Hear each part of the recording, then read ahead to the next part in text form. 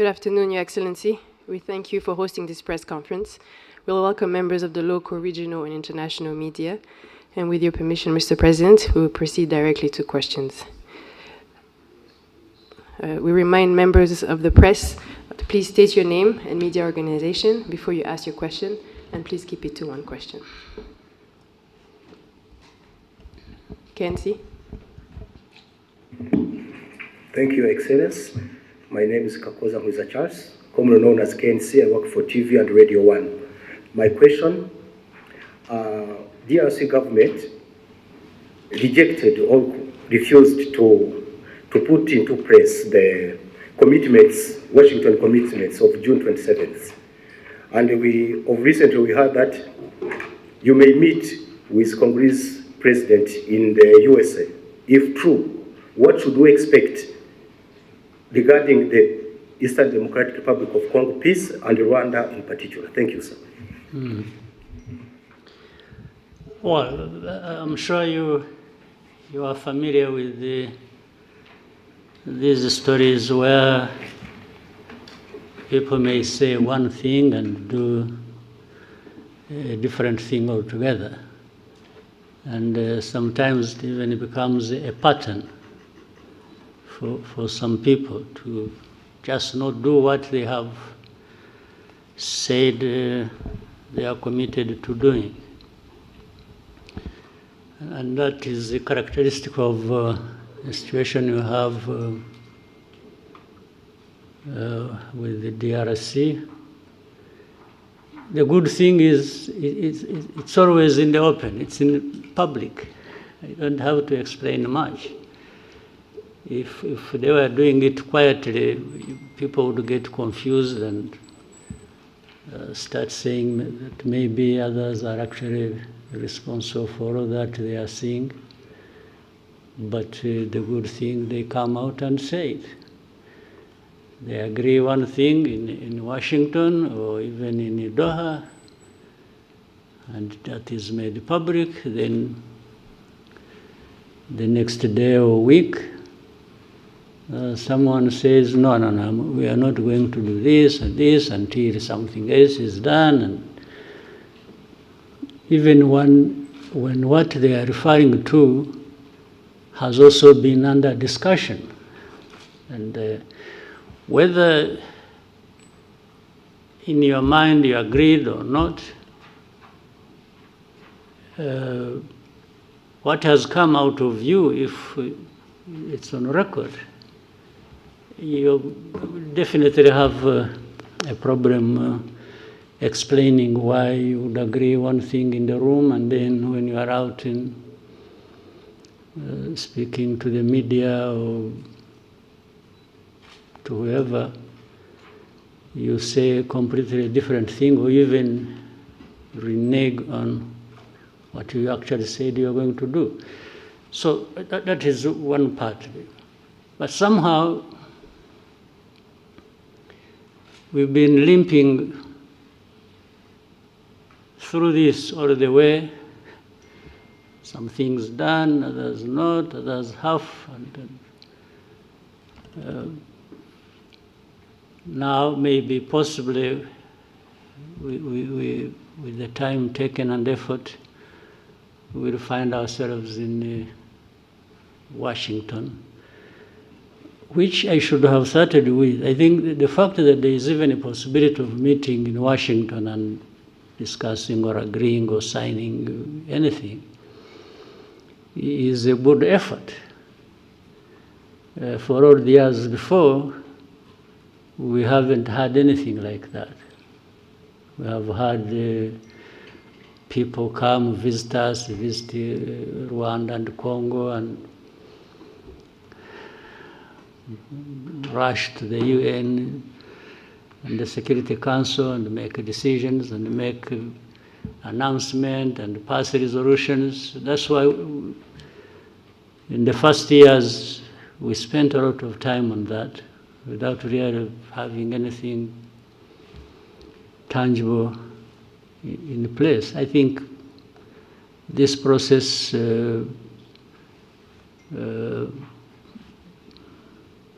or the two processes, one in Washington, another in Doha, but talking about Washington, it's a good step in the right direction. Whether we arrive at a decisive moment that gives us a clear possibility and optimism that we are near finding lasting peace and so on. Yeah, it's something we can still continue to hope for and work towards, but at least there is that possibility, there is that framework that is in place, and the Trump administration seems to have done their best. You know, some of these processes will not work, not just because we are meeting in Washington or the powerful United States is involved. Yes, they have a big role to play. It's what I was praising them for, having made a huge effort. But until those people concerned directly, they themselves want and commit to achieve the end result, which is stability, peace, and security for all that needed, even the most powerful will remain wondering which way to go, or frustrated, if you will. So the onus is on us, mainly the people, the leaders, DRC, Rwanda, and others in the region. You know, Washington took over this when there were also other efforts underway. I'm sure maybe one of you will be asking, or you yourself had it on mind but didn't raise it. You would be asking, what is the East African SADC process? Because they were there. Or the AU, or whatever. That speaks volumes. And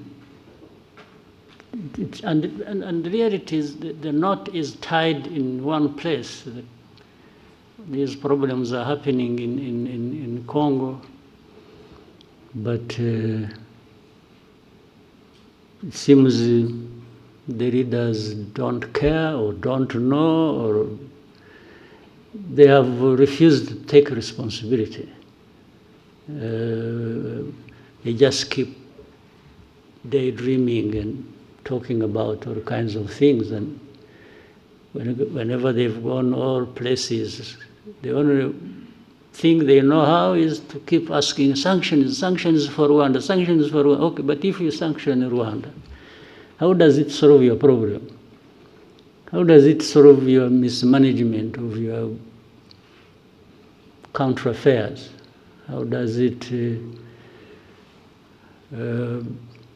give citizenship rights to the people who have been complaining for decades and have had to take arms and fight you? How does it solve the problem of you having to import mercenaries to come and ask and fight for you? How does it do that?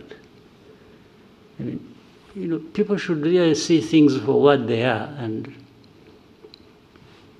you may hear so many stories about different things, but you also have the ability to see through all that and make your own judgment. So, summary of so much I have said, I'm always optimistic. Always hope there is a chance another day, and the following day. But I remain prepared to take care of the business I have to take care of. Thank you, Mr. President. Albert? Good afternoon, sir.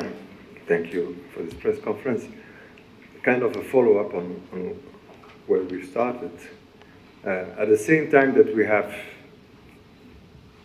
a meeting coming up in Washington eventually, at the same time you have a narrative that has been developing in these last weeks and touching on something that doesn't seem to be the way it is presented, talking about humanitarian crisis that is incredible, millions of people displaced in Eastern Congo, that people need to have access to Goma, and that is especially developed in Europe, for what we can see.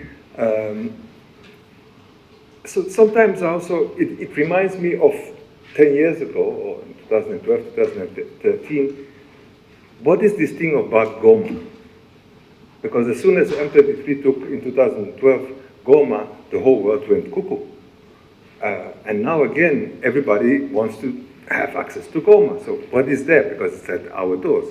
At the same time, I believe that after 25 years, to have MONUSCO there, which was also part of the forces that, beginning of this year, were shooting at Rwanda.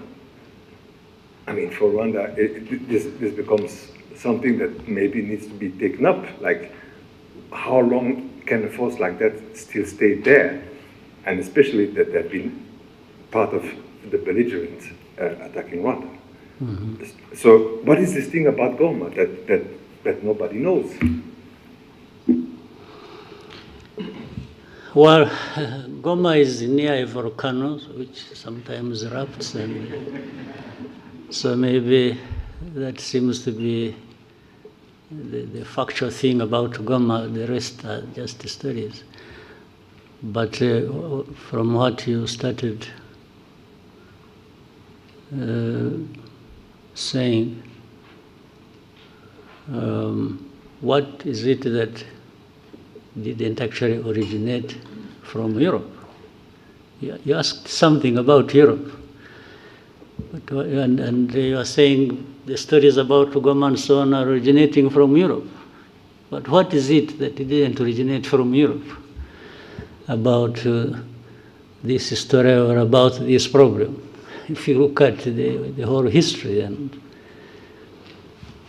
the old history, but even the recent history, you have had Europe always in the mix of things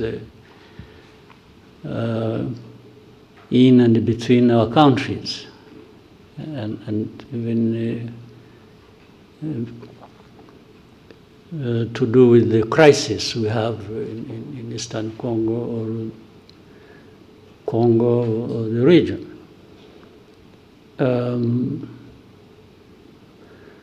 For about Goma, I don't fully understand. And talking about humanitarian crisis, yes, there is suffering, there is no question about it. But actually, it seems there was more suffering before the crisis, or at the beginning of it. As of today, I think the suffering is still there, but maybe less than. But to talk about humanitarian crisis so much is to find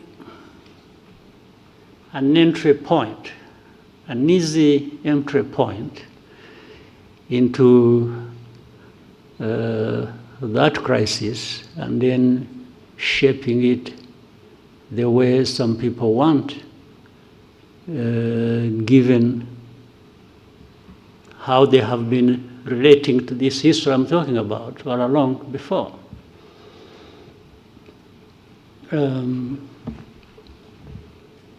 You cannot talk about just crisis or humanitarian crisis without highlighting the root cause of that. And people have always avoided bringing up matters to do with the root cause, because in the end it exposes people like that. So there is always a way to shape things in a manner that there is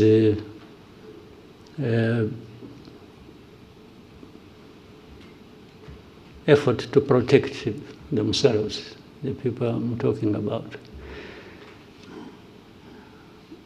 And is it a new crisis in Eastern Congo or in Goma or around Goma?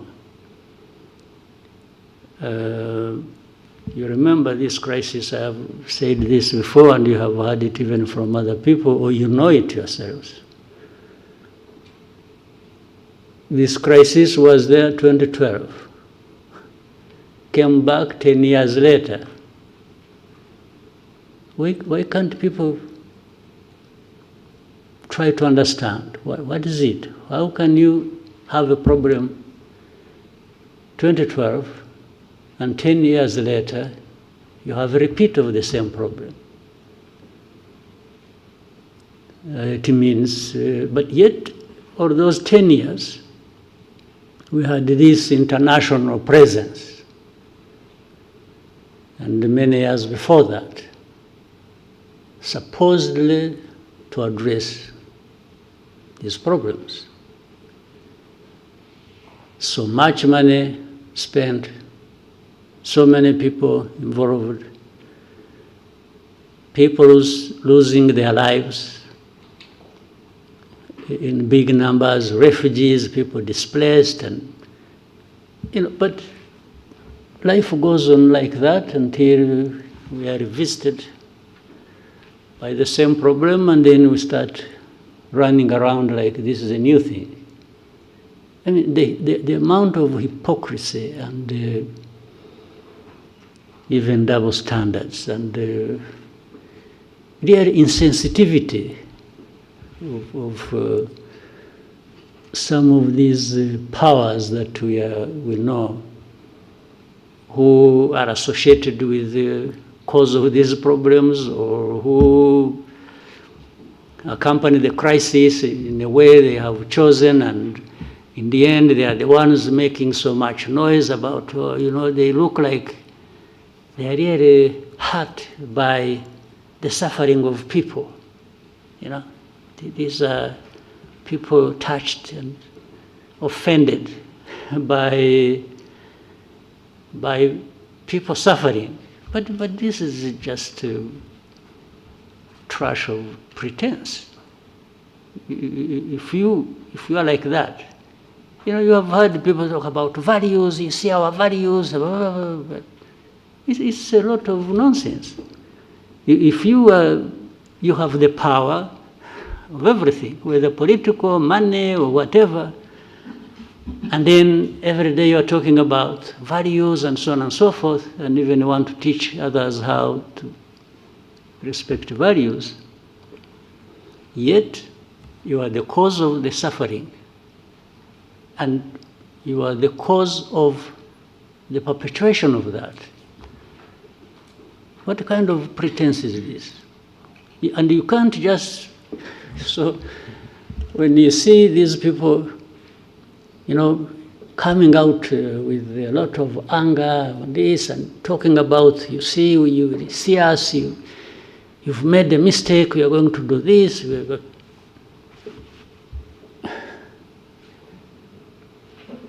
In the end, all they are doing is adding more suffering to the suffering that is already there. It's not actually addressing any problem. So Goma, but if anyone wants Goma, that's fine. for whatever reason, whether it is ritual or, some believe in witchcraft, they would want to go and pray in Goma and meet their witch doctors there and so on and so forth. Still, you know what? Goma it's not functional as of now, but it is in the hands of some people. You go and talk to them. But if I were the one, now let me be myself, let me tell you the story. If I were the one, you come and I'm the one controlling Goma, and you come to say, I want to use Goma. I say, fine. But these are conditions. Goma is part of my problems that I face with the government. And now it is in my hands. I will not give it to you until you show me, alongside that, how you address my problems. Well, I may sound speaking for these guys, but I'm just reasoning. If I were the one, you want Goma, you want Kavumu, or Bukavu, or you want the whole of Eastern Congo back, fine. I have no problem with that. It will only come with you addressing my problems. Yeah, you understand? In my long history, in my judgment, that is what I learned over so many years of fighting for my rights and for, people have, they sacrifice, they do what, but unless they have no reason they are sacrificing, that's a different issue. But if they are, everything should be put together. You want this, I'll give it to you. I have no problem. But we came to this point because of this reason. So if you don't address that reason, how do you just expect you cause problems, and then you come and say, and this I'm saying because, again, for me, what you see is what you get. We used to tell the Congolese from the beginning, when we would be in the discussion, and it's like you see leaders behaving like, it's like, you must do this, you must do that, and they are the cause of problems. So I used to tell the leaders of Congo that asking, or in order for us to have security in our country and have peace, and that we have fought for so many years in the past, it's a must. We must give each other peace. I can't ask anybody for peace as a favor they are doing to me. No.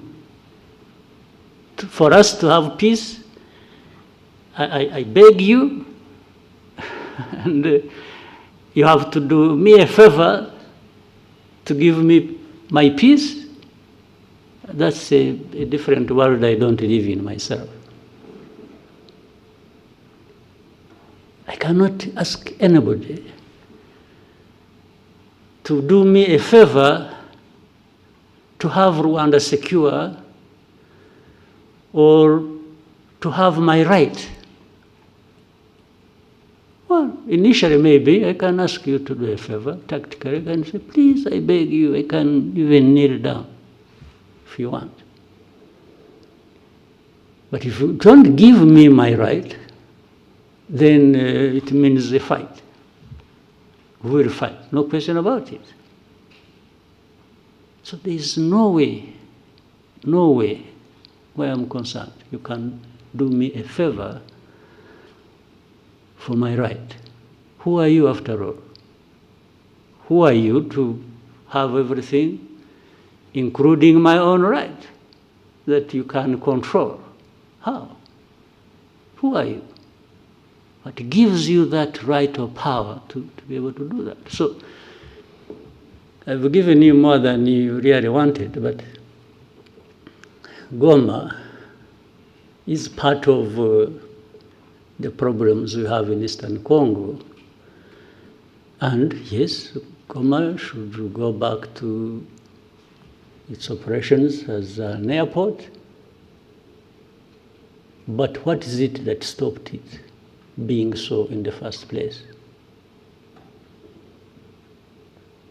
So you must address that. You want to address humanitarian crisis. I agree. There must be a way of doing it, taking on board the fact that there is what is causing the humanitarian crisis, and that must be addressed. Right? So, anything else about Goma? Well, somehow there is also another side of the whole story that has been kept repeated, especially now it's still alive in Europe.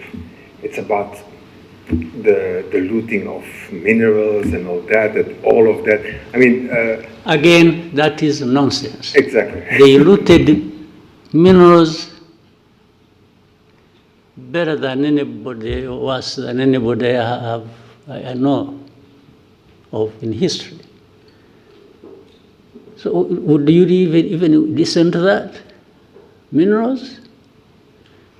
Minerals, they sell minerals in, what is it? In Antwerp, in where is? Antwerp. Diamonds. Diamonds. But there are no Do they produce diamonds? Or they have gold, bullions they took long ago and they are adding more. Do they have a lot of gold really? Do they have gold mines? These Europeans? They take it, okay. To make their case even simpler or less than it is. They may even say, no, but the gold or the diamonds or whatever we have is brought by legitimate people, okay? Would you believe that? But that legitimate, when they are there, they are the legitimate ones. So, but this whole thing, why do you think, by the way, there is something to do with there is an MOU actually we're supposed to be having with Europe, which involves, I think, and a lot has been worked on about traceability and so on and so forth, okay? Rwanda got involved in that and passed every stage and standard that was expected on that. Now, what is funny and contradictory is, at some point, then DRC goes to Europe and says, no, don't sign anything with, but how do you not sign anything that was supposed to be transparent and show where the minerals are coming from, or who is involved? So on one hand, you want to be clear that there is nothing except that Congolese always passed through here and Some sold it here to Rwandans who went and sold it to somebody else. Others, they sell it through Burundi, through Uganda, through the neighbors. But it is only Rwanda that was picked on about minerals. Simply because, I think with the audience back home in Europe, they listen more to these accusations. The more they hear of them, then the more questions they raise about Rwanda. Whether what they are saying is happening or has happened or not. So, minerals, really think, okay, FDLR, that actually at some point was in control of Goma, or the surroundings of Goma. Why are they found to be innocent in the whole equation? And yet every day we point out things to do with FDLR. But they are not interested. They say, no, they are few, they are... Well, if they think they are few, they should come here. We will take we give them face-to-face conversation with those that have been brought from Eastern Congo recently. They will tell them the stories. But do you think they even want to do that? Haven't some of you journalists, maybe, I hope you're also not selective about what you want to know.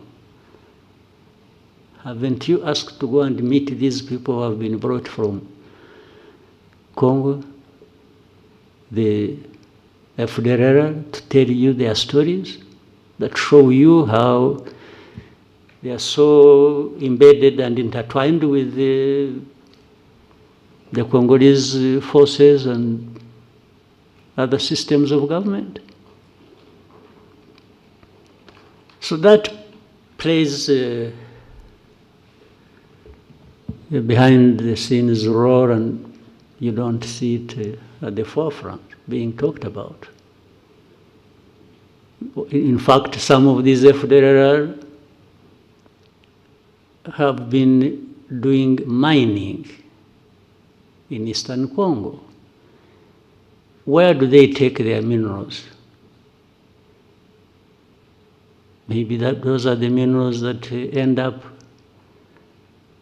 in Europe, but they would rather hold Rwanda responsible based on the stories around minerals.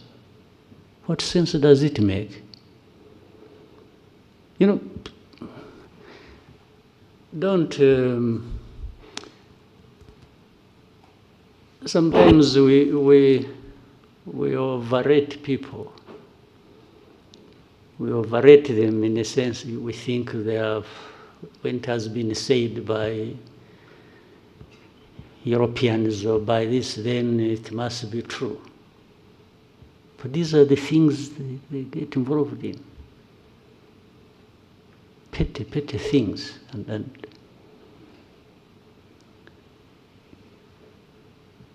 without borders. Okay? Thank you, Mr. President. We have one more question about Goma from Romain Gras of Jeune Afrique. The question says, President Macron said on the sidelines of the G20 that the M23 and those who control Goma airport have not made the necessary effort to reopen it, stating that the administrative conditions have been met by the DRC. What steps need to be taken to achieve progress on the airport issue? Well, I don't know, what is being referred to as the government of DRC having met what? I don't understand. That they met what?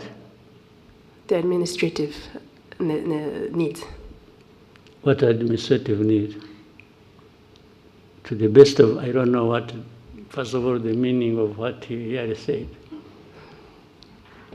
For example, Are you aware that the airspace in eastern Congo is actually closed? You can't overfly. You have people flying from wherever, whether South Africa or going there. Planes don't overfly eastern Congo because DRC government closed the airspace. Now you want to open an airport in a closed airspace, and you say somebody has met the standards, administrative standards. I don't understand the meaning of it. Second, those M23 and others who control what?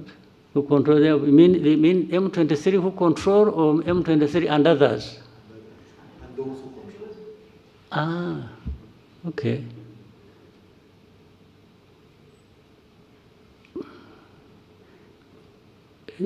Could I equate it with saying, maybe he wouldn't like that, the government of DRC, the FARDC, and FDLR. FDLR actually has a big control in that area. They are being fought every day by the M23, even before those who control the airport come in. So would President Macron wish to say something about FDLR? I don't think so. You know the reason? There is a whole story about IJISHO and those others from Europe who talk about the airport, those others who control it other than M23. There are those others from Europe who control FDLR. That's why they are always quiet about FDLR. You see always when issues about Eastern Congo, about Rwanda backed M23, and then when FDLR, they are really whispering. They don't even want anybody to hear it. And then for government of DRC, it's some individuals who get involved in these wrong things. It's not the government. I mean, this is selective way of presenting issues and even wanting to address matters sensitive like that based on how you have selected to handle it. I think it becomes part of the problem, by the way. That's why I was saying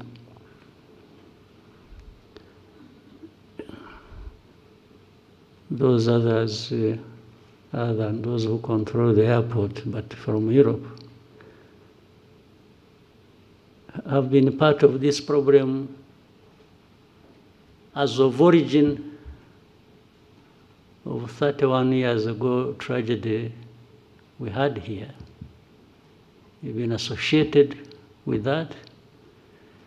Maybe with time, when if those things keep coming up, and the way they have been, we will say more about that. I think if they think we can be silenced, to not talk about their historical role and responsibility in matters of tragedy here in Rwanda, and which crossed into Congo, and people are there, you see hate speech, you see all kinds of by leaders. And those others in Europe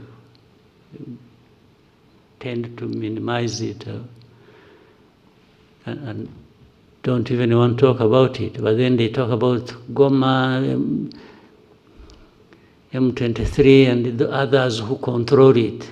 Who control both? I mean, I guess they mean who control M23 and who control Goma.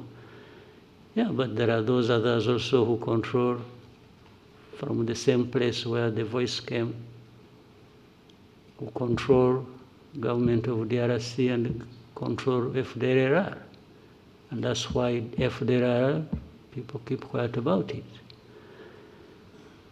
But, well, if they want us to roll back the whole efforts of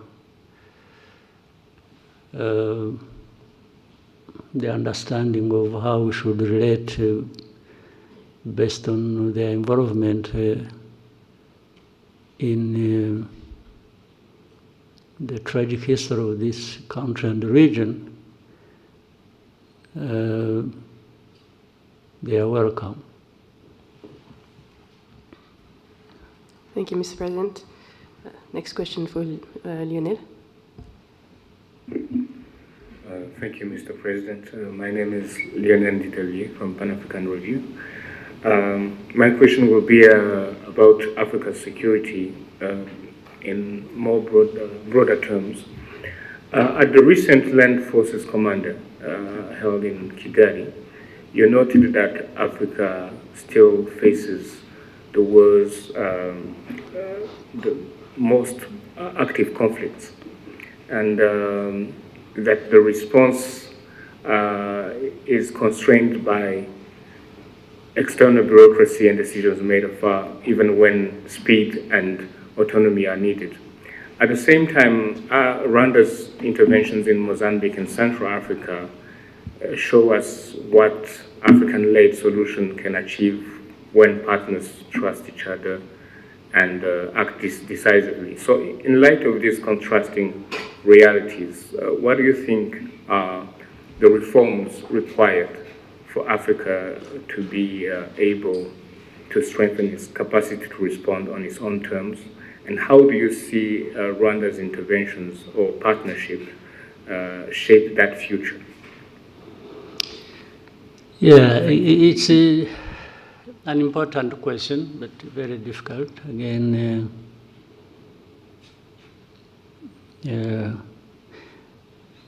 I think if I remember the saying, you can take horses to the well to drink water, but you can't force them to drink. You take them there, but it is the horses to drink the water anyway. If they don't want, you can only stand by and watch, isn't it? So I think Africans, we have everything. We have the water in front of us and we are thirsty, we should be drinking. But we find an excuse for not drinking the water. I don't think we need anybody coming and whipping us into that. So when the Africans decide to drink the water that they actually badly need, I have no medicine. I can't. The only thing we try to do when we collaborate with our brothers and sisters on the continent, like in Mozambique or Central African Republic, or participate in other efforts, we are only trying to say, we can drink the water. We are actually drinking the water based on our thirst for it. And then it's like saying, why don't you? Telling somebody else, why don't you quench your thirst?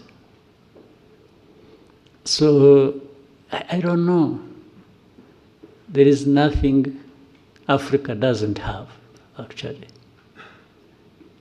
all these things or these areas where we fall short, I can only be surprised and say, why? Why do we keep falling short on everything, including the provision for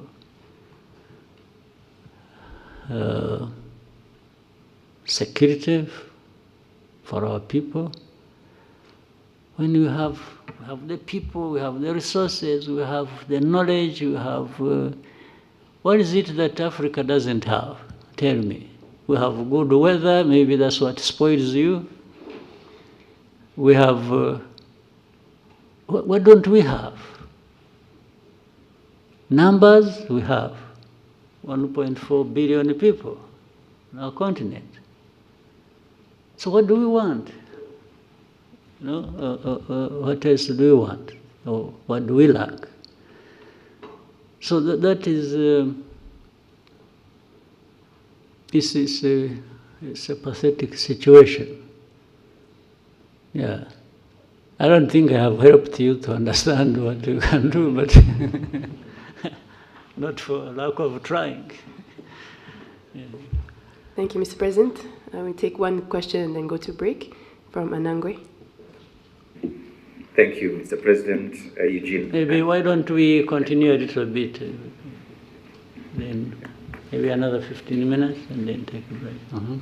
Eugene Anangwe, we're CEO, founder, East Africa Media Group, and the African Leadership and Dialogue Institute. Mr. President, my question is on leadership. And I listened to you keenly at the recent Unity Club forum, where you challenged Rwandan leaders to reflect on what's holding Africa back. And I remember you talking about feeling that this is linked to leaders who pursue individual gains. For the close to 20 years I've been in Rwanda, I reflected on this, especially listening to people who have been serving in different quarters. And when someone tells them, "Nukomeza bucho, urisanga kuri yellow paper," and they say, "Reka, reka, reka, reka, reka." And the reka, reka, reka is not because they don't want to serve, but because of the pressure to deliver that leaders in this amazing country go through. The pressure to deliver without apology. Exactly, yeah. Yes. And this brings me to the question of your style of achieving this culture. I know of countries where people will kill each other to get those positions of leadership. But here, not everybody can take that pressure to deliver without apology. So if you were to deliver a lecture at President Kagame's School of Leadership, what would those three things be that you'd say about this subject of servant leadership that happens in this country? And then the East African community, the momentum seems to have died out. Checking on ground, people feel like it's not the same pressure, the same momentum that was there. I know in this room, half of the people might not know who's the current chair of the ESC Heads of State Summit. It's not like long ago where there was a lot of hype around this. Something must have happened, Mr. President. I don't know if you also feel the same. What is that might have happened? And what do we need to do to be able to bring back that momentum that we had about this fastest growing regional economic bloc? Thank you. Well, to start with the last, I think you hire different people. You hire different leaders and see if they can. But leadership is a broad subject and always discussed in every corner and part of the world. It doesn't mean one thing.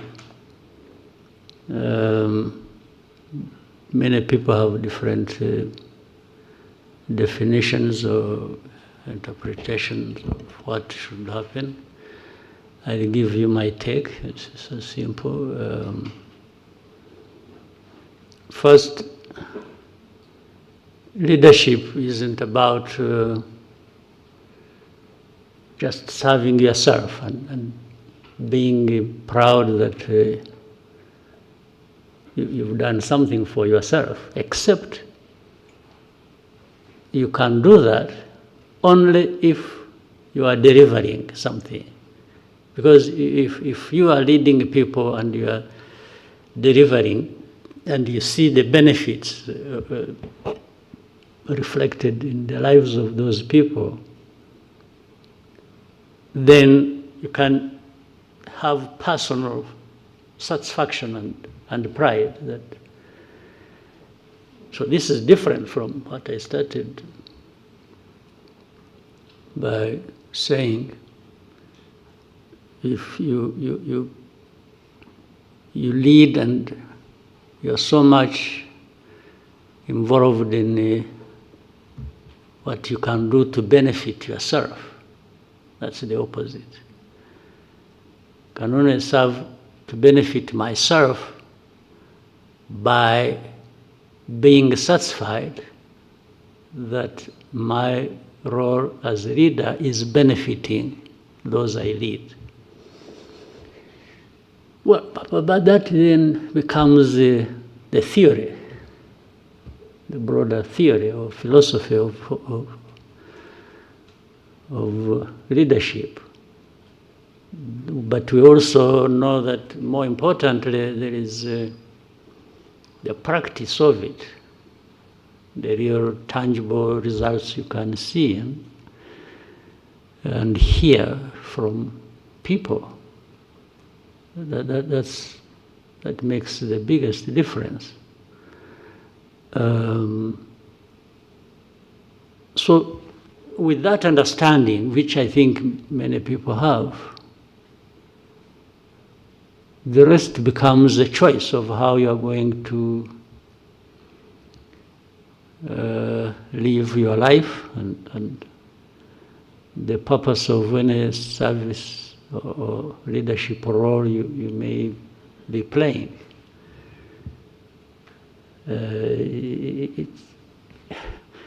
We can learn the theory, but in the end, the practice is ours. Yes, you can study and have degrees bestowed upon you about leadership, and you can be an expert and be there actually teaching leadership, and everybody moves out of the room energized and feeling on top of the world. But the moment you step out of the door, the choice is yours. How you use that energy to fulfill the obligations that the theory was talking about. So it's not an easy thing. So you can therefore have this and match it on to what you asked about East Africa or whichever entity or institution. We have to keep trying, we have to keep challenging one another on the basis at least of this theory, and then tying it with the practice and say, but we are saying these right things in this institution, but the practice seems to be coming out differently. So you have to agree that's how issues of accountability come in, because people they understand the theory but have failed on the practice, and they are causing damage to those they lead.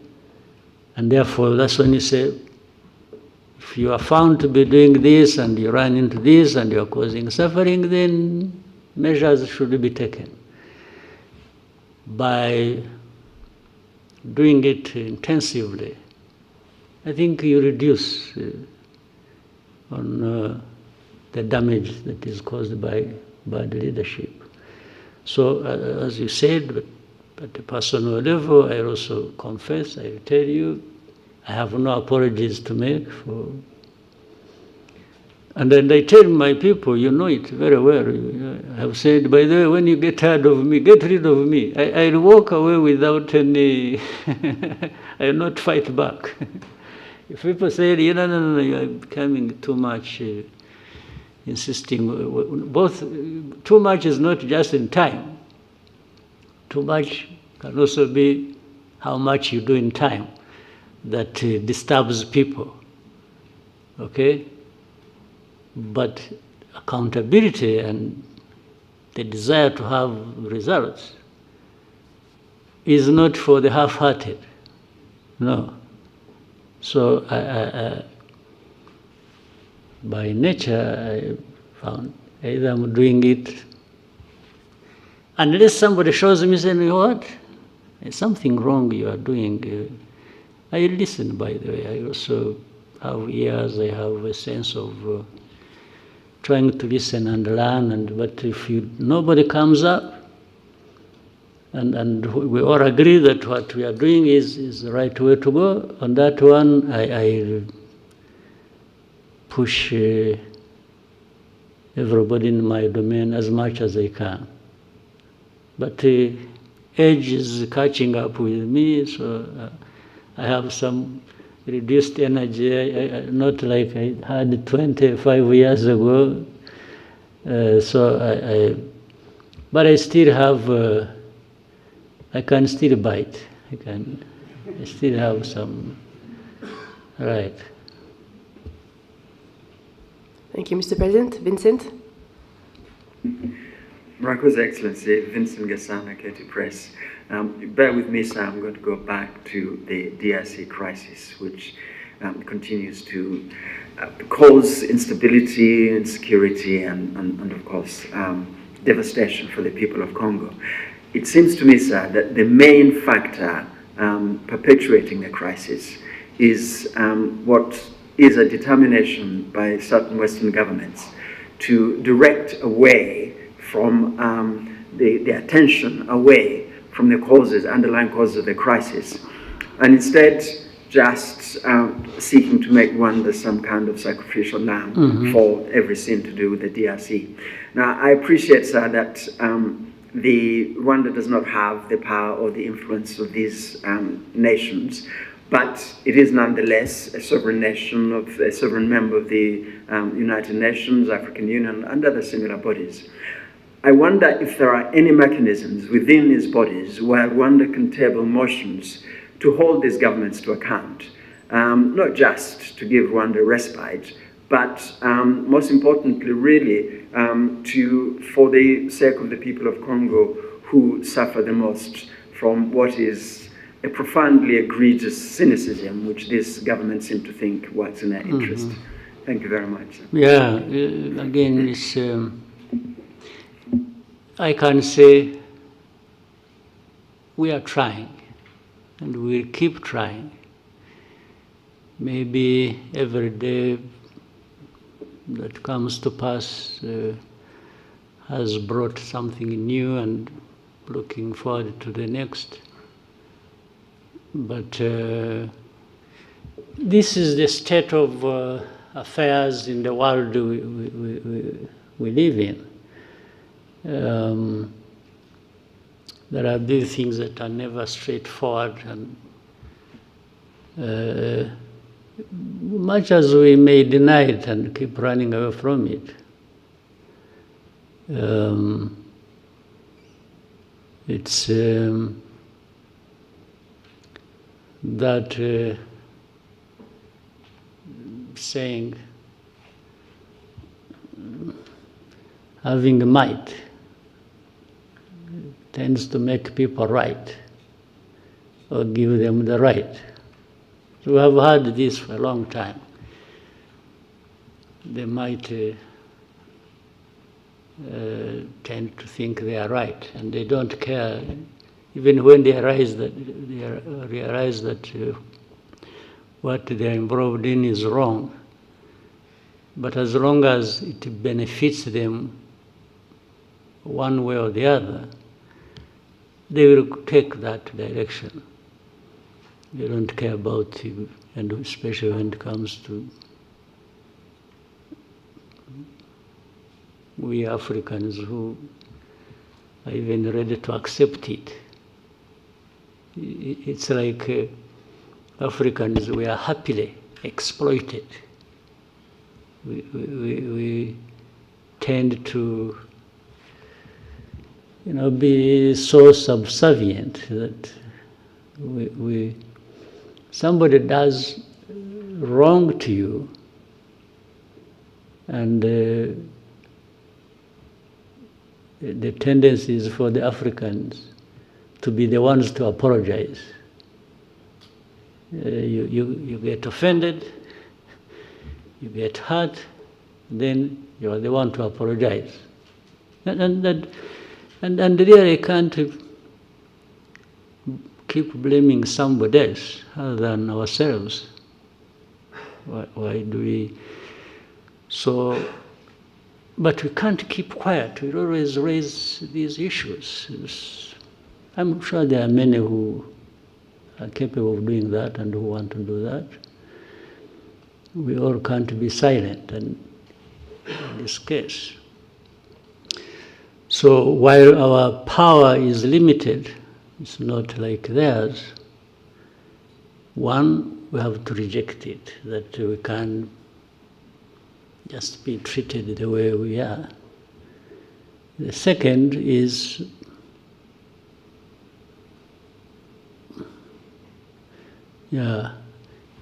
we even have some way of fighting back.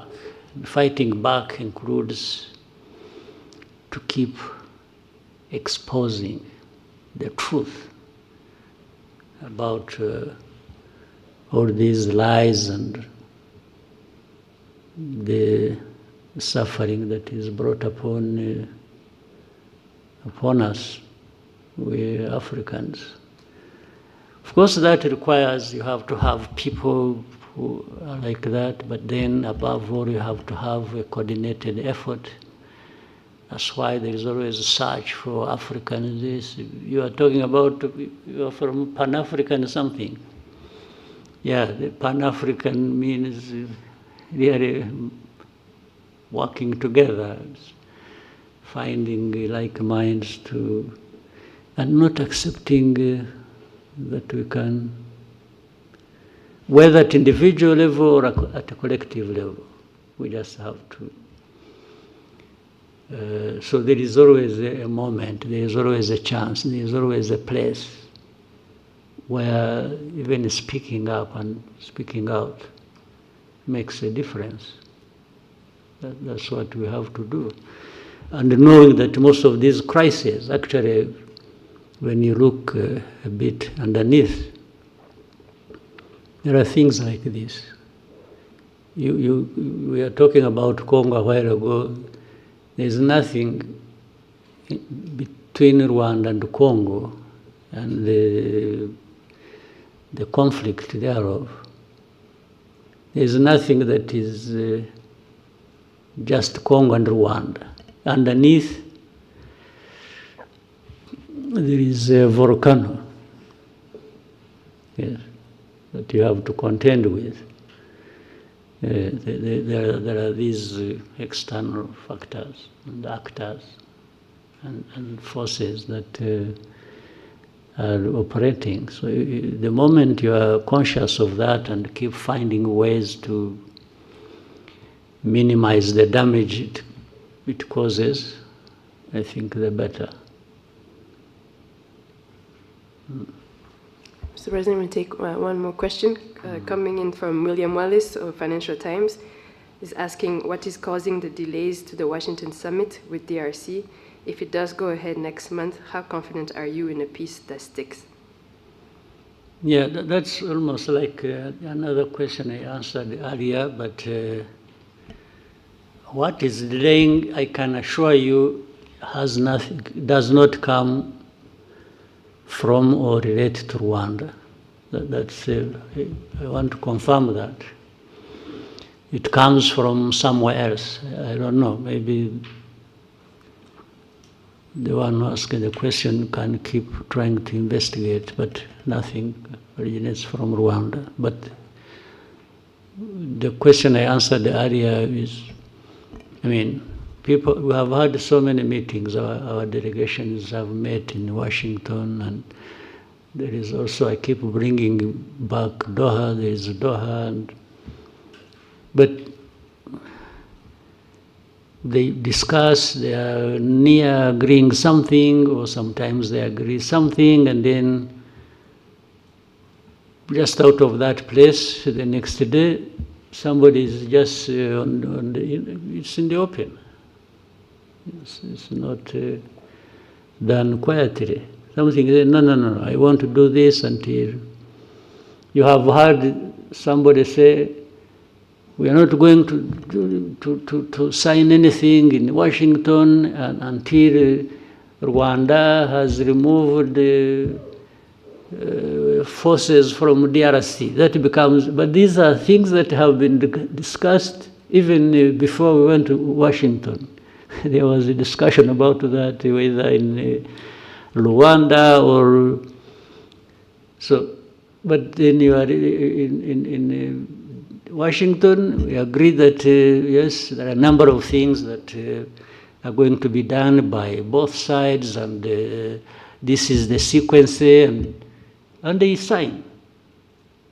Our people, delegation, and the delegation from there, they sign.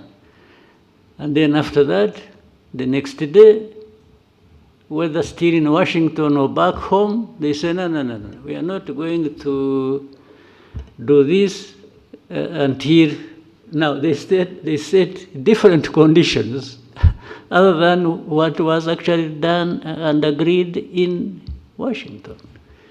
So this is what delays the things.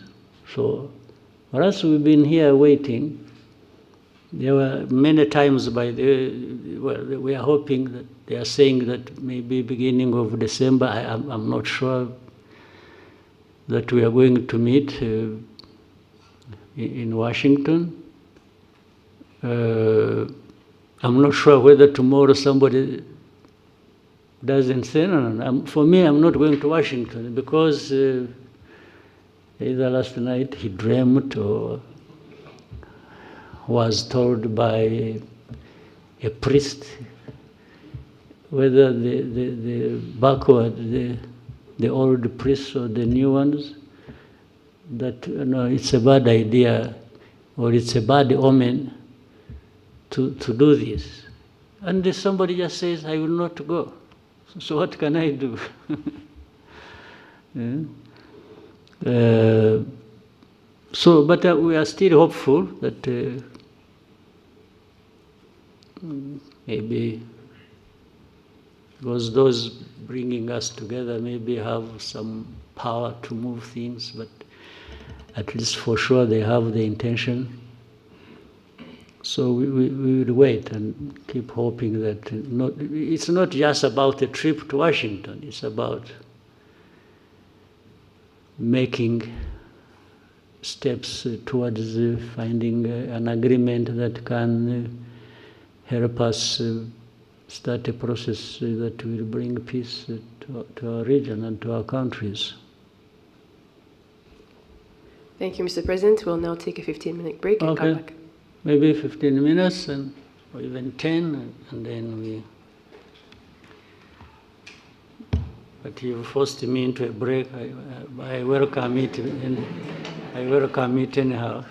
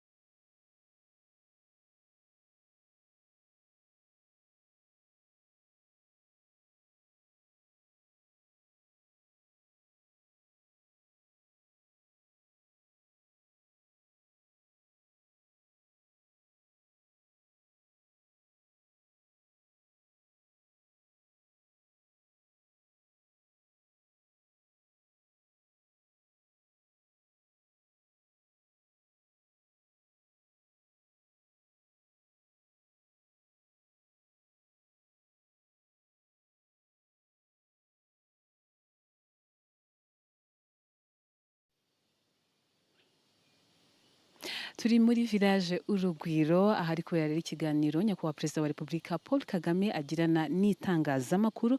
Ni ikiganiro muri iki gice cyacyo cya mbere cyagarutse ku bibazo bitandukanye. Hari ikibazo kijyanye n'umutekano muke mu karere u Rwanda ruherereyemo, ahakomojwe ku masezerano ya Washington. Gusa aha Perezida wa Repubulika Paul Kagame akaba agaragaza ko uruhande rwa Kongo rukomeza kwirengagiza nkana ndetse no gushaka gushyira mu bikorwa ibikubiye muri aya masezerano. Hari kandi ibijyanye n'uko umukuru w'igihugu yaragaragaje uruhare rw'ibihugu byo mu burengerazuba bw'isi bwitwa link or influence or family.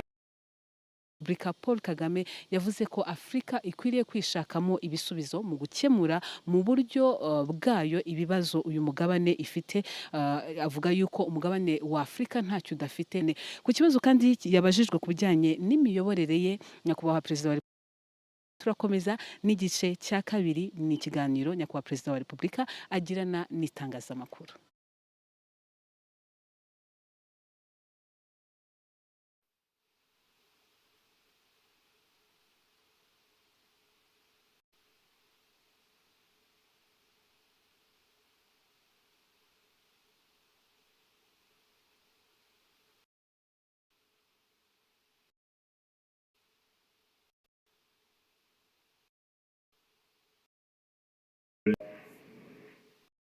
Again.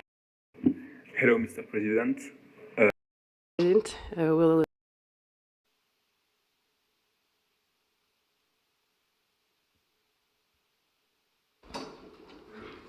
Thank you for the break, Mr. President. We'll proceed right away with the remainder of the questions. Let's start with Lacroix. Hello, Mr. President. Vivien Latour for the newspaper Lacroix in France. What are your thoughts on the very likely dismissal of charges against Agathe Abiyarimana in France and the link or influence her family could still have with FDLR through Kinshasa? Thanks. These are some of the things I was saying, that how the history, the facts thereof sometimes they keep playing out back and forth and even leading to minimizing the identity and the effects and the real bad image of FDLR. We see it playing out in different places and ways. Yeah, in the recent time, years, months,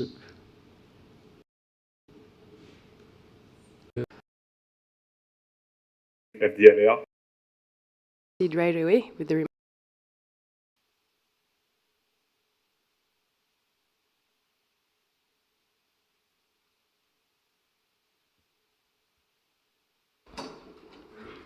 Thank you for the break, Mr. President. We'll proceed right away with the remainder of the questions. Let's start with Lacroix. Hello, Mr. President. Vivien Latour for the newspaper Lacroix in France. What are your thoughts on the very likely dismissal of charges against Agathe Abiyarimana in France and the link or influence her family could still have with FDLR through Kinshasa?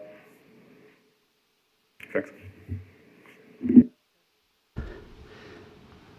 These are some of the things I was saying, that how the history, the facts thereof sometimes they keep playing out back and forth and even leading to minimizing the identity and the effects and the real bad image of FDLR. We see it playing out in different places and ways. Yeah, in the recent time, years, months, we are aware the son, one of the sons of the son of Habyarimana, and some of the people who ran away from here, by the way, who live in Europe, United States, and have been active on this agenda of FDLR, and they've been recruited, they are financed, they've been forming different things under the tutelage of the president of DRC, personally, not even, we follow, we see the visits, the many visits they paid to DRC government in Kinshasa, and we follow their activities. They are enabled to get involved in. There are even those who used to be the officials of government who ran away like 20 years ago, again because of association with FDLR or other activities to undermine the integrity and fail the government so that it doesn't move forward. So you can link these things. You see the FDLR being covered up by some authorities in Europe and elsewhere, then the family of Habyarimana and individuals who were active in what happened in the tragedy, like his wife, and they are in the courts of law, the cases are treated the way those powers decide. And then those activities leading up to, and then in the end you have people saying, you know, FDLR, how many people are they? You know, really it's like, for us who complain about, when we are complaining about FDLR, these genociders, actually it is not even complaining about them in isolation. They are strengthened, they are made effective by the association they have with, for example, the government in Kinshasa or some authorities in Europe who allow this to, and then in the end who openly play down this. So you can put all that together and form a picture of how manipulations and wrong things have been going on around this problem of FDLR, but also how that relates to what is happening in Eastern Congo or in Congo, and the noises that are made after that. Then you see resolutions that the UN sort of not bothered about FDLR, and not even bothered by those who support them, and trying to distance and make them innocent, those who support them. So it is in that form that we see even that case, how it has evolved. It has something to do with all that. Next question from Theodore.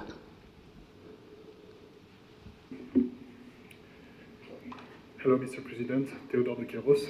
I'm a French journalist based in Rwanda for Le Monde and the AFP, and also TV5 Monde. You spoke about association between FDLR and Kinshasa.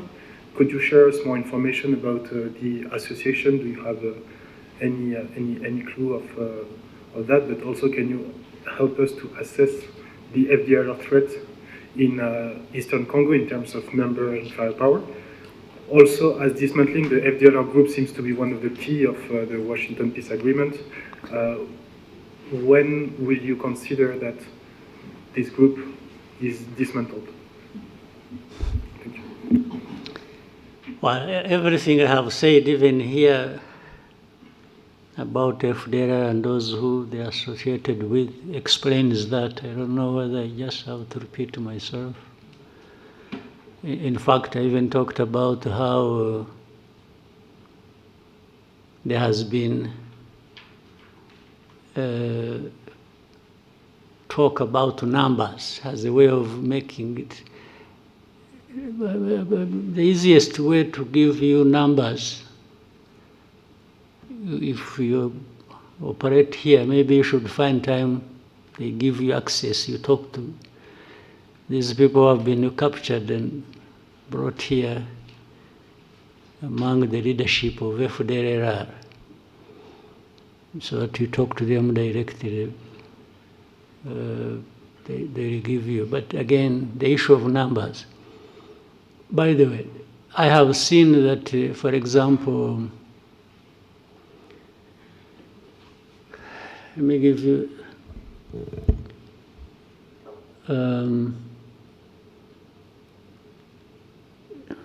you know, in Congo, there are different forces. Let's say there are forces of Burundi, big numbers actually. Last time, since we talked about Goma, that even before just before Goma fell, Burundi had in Congo over 10,000 troops on the ground. Then you know that there are Ugandan forces in the areas of Ituri, Beni, and so on and so forth. According to DRC, these are invited, so meaning they are there legally. But for the forces, for example, of Uganda, one of the reasons they are legally there or invited is to do with these groups of ADF. Would you be interested in finding out or understanding, or let us understand, in terms of numbers, how many are ADF? To make it such a significant problem that justifies the presence of, let's say, the amount of forces that, the number of forces that came from. Do you have an idea? So, because I suspect there may be a fraction of FDLR, but it is taken seriously by that label put on them, terrorists. You see, terrorists, even when they are 5, they actually do harm, and people take that seriously. So if there are, why no one would take them seriously, knowing that their history, and worse still, knowing that they are associated with a government in DRC. And I mean, this is a public knowledge. Even the way you have heard of hate speech, you have heard of all kinds of things. If you want to know, you must be knowing. So still the issue becomes, how many would they be? How many? So it's like putting me to task. One, it is falsifying the issue of numbers. If we want to know about numbers, there are many. That's very fact. Then, but the essence of saying how many are they? It's like to say you are exaggerating. No, I'm not talking about you. I'm talking about what you said that is said by so many, including authorities in Europe. I have been asked by some leaders of Europe, how many are they likely to be? When somebody asks me that question, immediately I know he's interested in covering up the problem. And therefore, I associate it with all this I see. I said earlier, when you are talking about FDR, say the resolutions, the statements made at the UN, they come saying, it is really like a whisper. It is just mentioned in the passing. It's not, but the reason is so that it's like Rwanda should not be taking action against them, which means from there, I can see they are saying they are not connected with the whole history or even their responsibility in what they did here. Well, by the way, they have also questioned even numbers of those who were killed in the genocide. It says moderate this and the others are just mentioned in the passing. It becomes an issue of moderate people who died. It's not about the mass of people who were killed in the genocide. This has been a subject of discussion and debate unnecessarily, in my view, for such a long time. So, again, the connection with between FDR and the Kinshasa government, my friend, I'm sure you know. And as a journalist, I'm sure you investigate, you should be knowing. I don't know whether I'm being tested to show how much I know, because I'm being asked by people who know. Then we can put it another day. Next question to New Times. Thank you so much, Mr. President. My name is James Munyanez. I'm from the New Times. Mr. President, you have previously said that Africa's instability is often the result of leaders failing their people, and that coups are symptoms of deeper governance problems rather than solutions. Mr. President, with the recent developments in Guinea-Bissau, and in other places before that, like Madagascar and other areas across Africa, what do these developments reveal about the state of governance? What is that?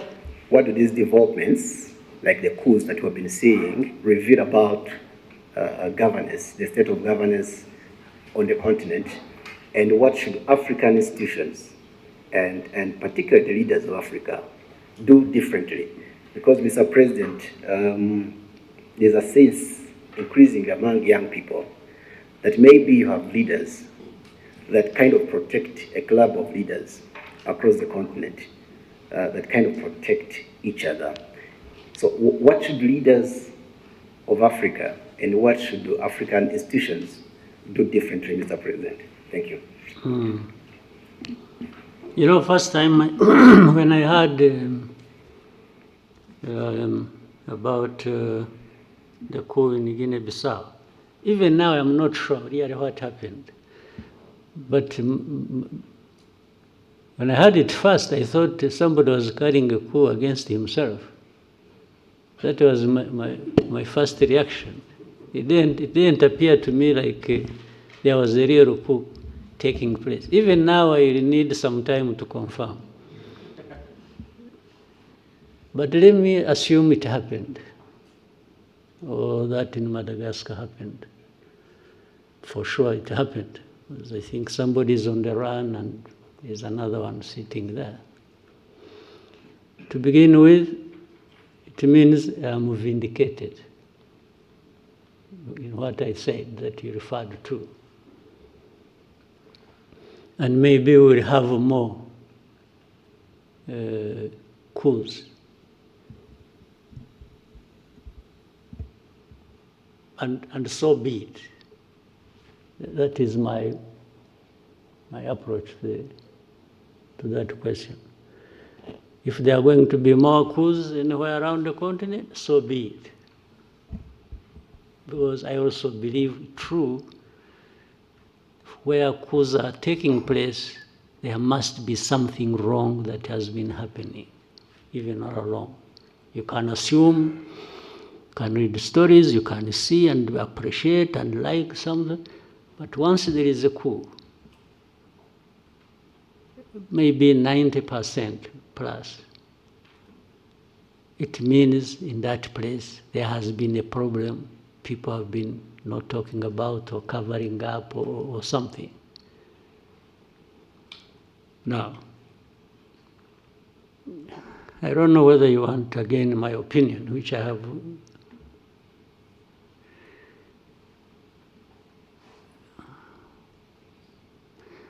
Because what is interesting, some of these coups are happening in a place where these, they are happening in places where these people who make judgment about us, the West, have been praising leaders. Okay? These coups only happen to tell these people you've been telling lies. Tell me, and maybe you can think about it and investigate and find out later, you'll tell me later.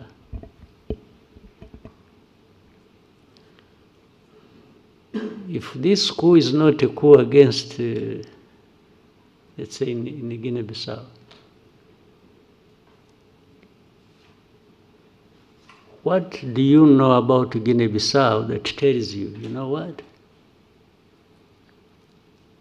Such a coup should not have happened. What is it? Because, or even go to Madagascar and tell me, you know, the way I know Madagascar, the way I've seen, why should the coup have happened?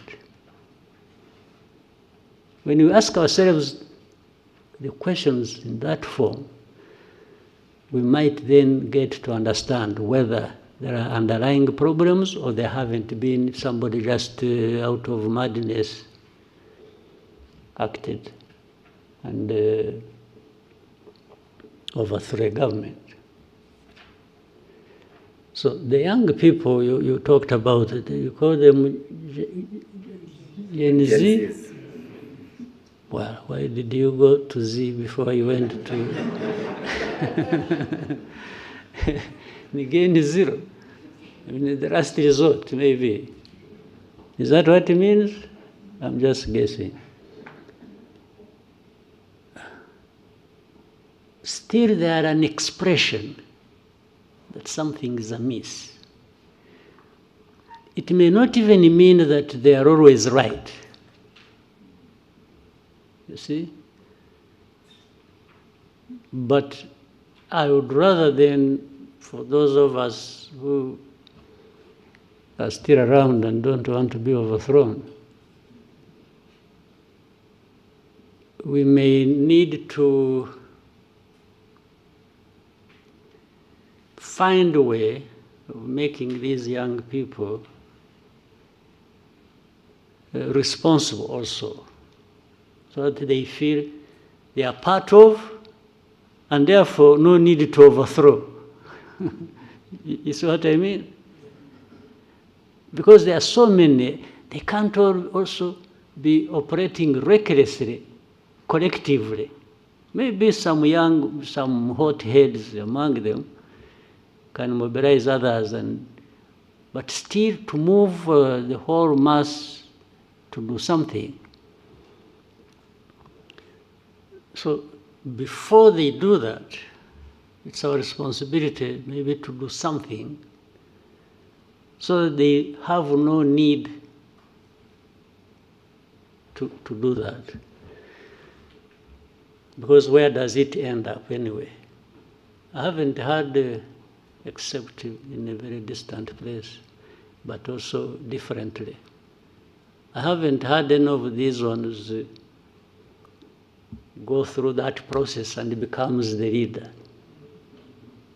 So they always end somehow, maybe for another year, for another term, okay? There is a way to do things and to have a conversation in a manner that they become part of. And they become part of, if a country, because countries have problems, mine has problems. And people necessarily do not get everything they want, because there are real problems that people say, this country, if I use my example,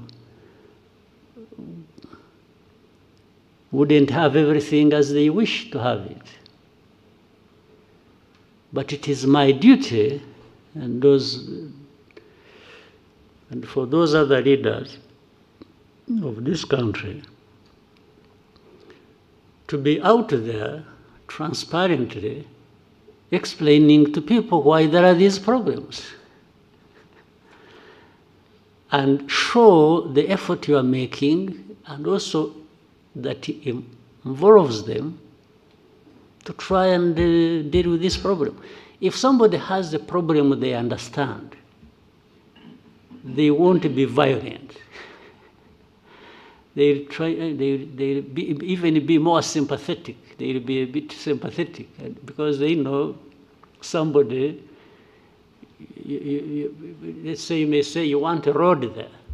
People may say, I want to see a road 100 kilometers from here to there, tarmac road. But if I go to them, I say, you know what? I'm really trying to put this road because I also think it should be there. But the resources we have, the envelope, so small that we have to split it in so many things, hospitals, schools, this and that. So I'm still falling short of the budget to take care of these roads. So please bear with me. And then I will also tell them, you see, in our tax revenues, we are trying to get money from, but you're also not paying up. You are dodging taxes, you are doing this. So please, if you have, I'll make sure that your money, we'll find a way to making this road. Or, you see, they were used to having these powerful people, the donors, giving money, and they'll tell them, you know what, they no longer give the money. You were used, you were spoiled that these people would provide money, but they are no longer showing up. Maybe they all have their own roads to build too, and the money is falling short. So, and say, but bear with me, but let's be together. So if you are transparent, and they understand, they don't have that thing because it's not your problem. It's not somebody who got the money and took it in corruption or something. Why would anybody get angry with me if I have explained like that? But if they suspect, no, but you're not sure, you're not taking your money, this money for yourself. they will not be sympathetic. They may even terrorize and laugh and clap and like they have listened to me, but in their hearts, they are keeping a grudge with me. Yes. So one day they will show up on the street. If it's the road, it's a hospital, it's this, it's that, and then later on they get news about this man who is not, he's building a castle in Paris or in Brussels or in New York. They will come for your throat. Yes, they will. It becomes only a matter of time. They will come for, they'll come at you and you'll face it. So, but for the coups, for me, I summarize what I've said before. In a way, maybe there are good coups and bad coups. There might be a coup by somebody who got high-handed and high anyway, just not 100, but high, and became reckless and thought because he has a gun he will go and take power. That's a bad coup. But if somebody, a group of people say, no, enough is enough. These guys have been telling us lies. They've been doing this. They're enriching themselves. They are cheating us. We can't have it anymore. It's stinking. And they go for whatever form they do it.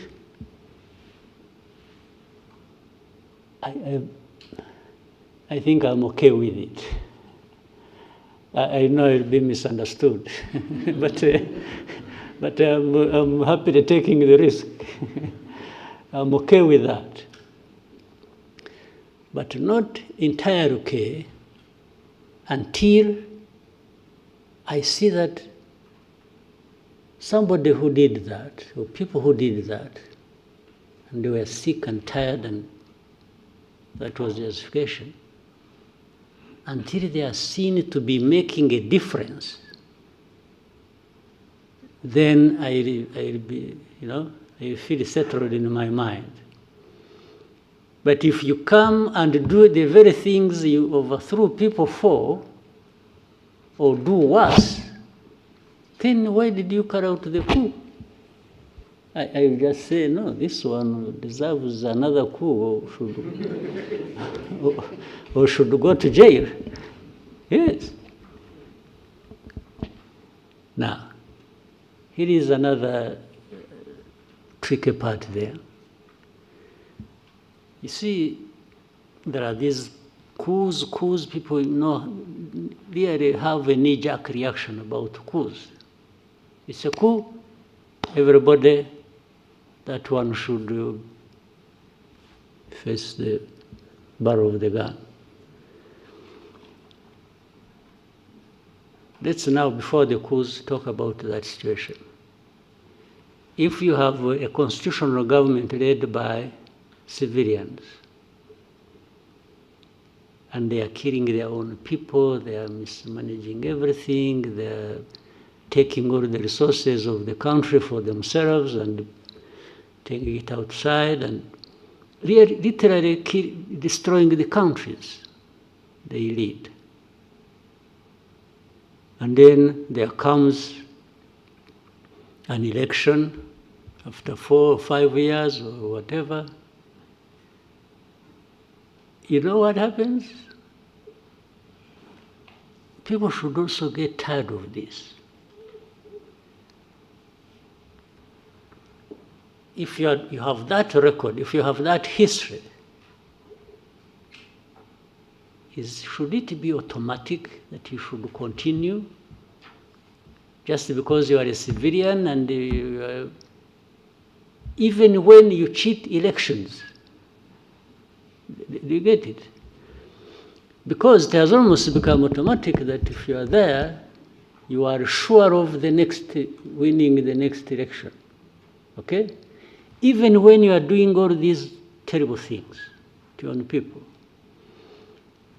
So, is it justified to say, yes, this one, even to say at least what? At least he's a civilian, or at least he kills a few people, or fewer people, or what? Do you really, can that be a justification?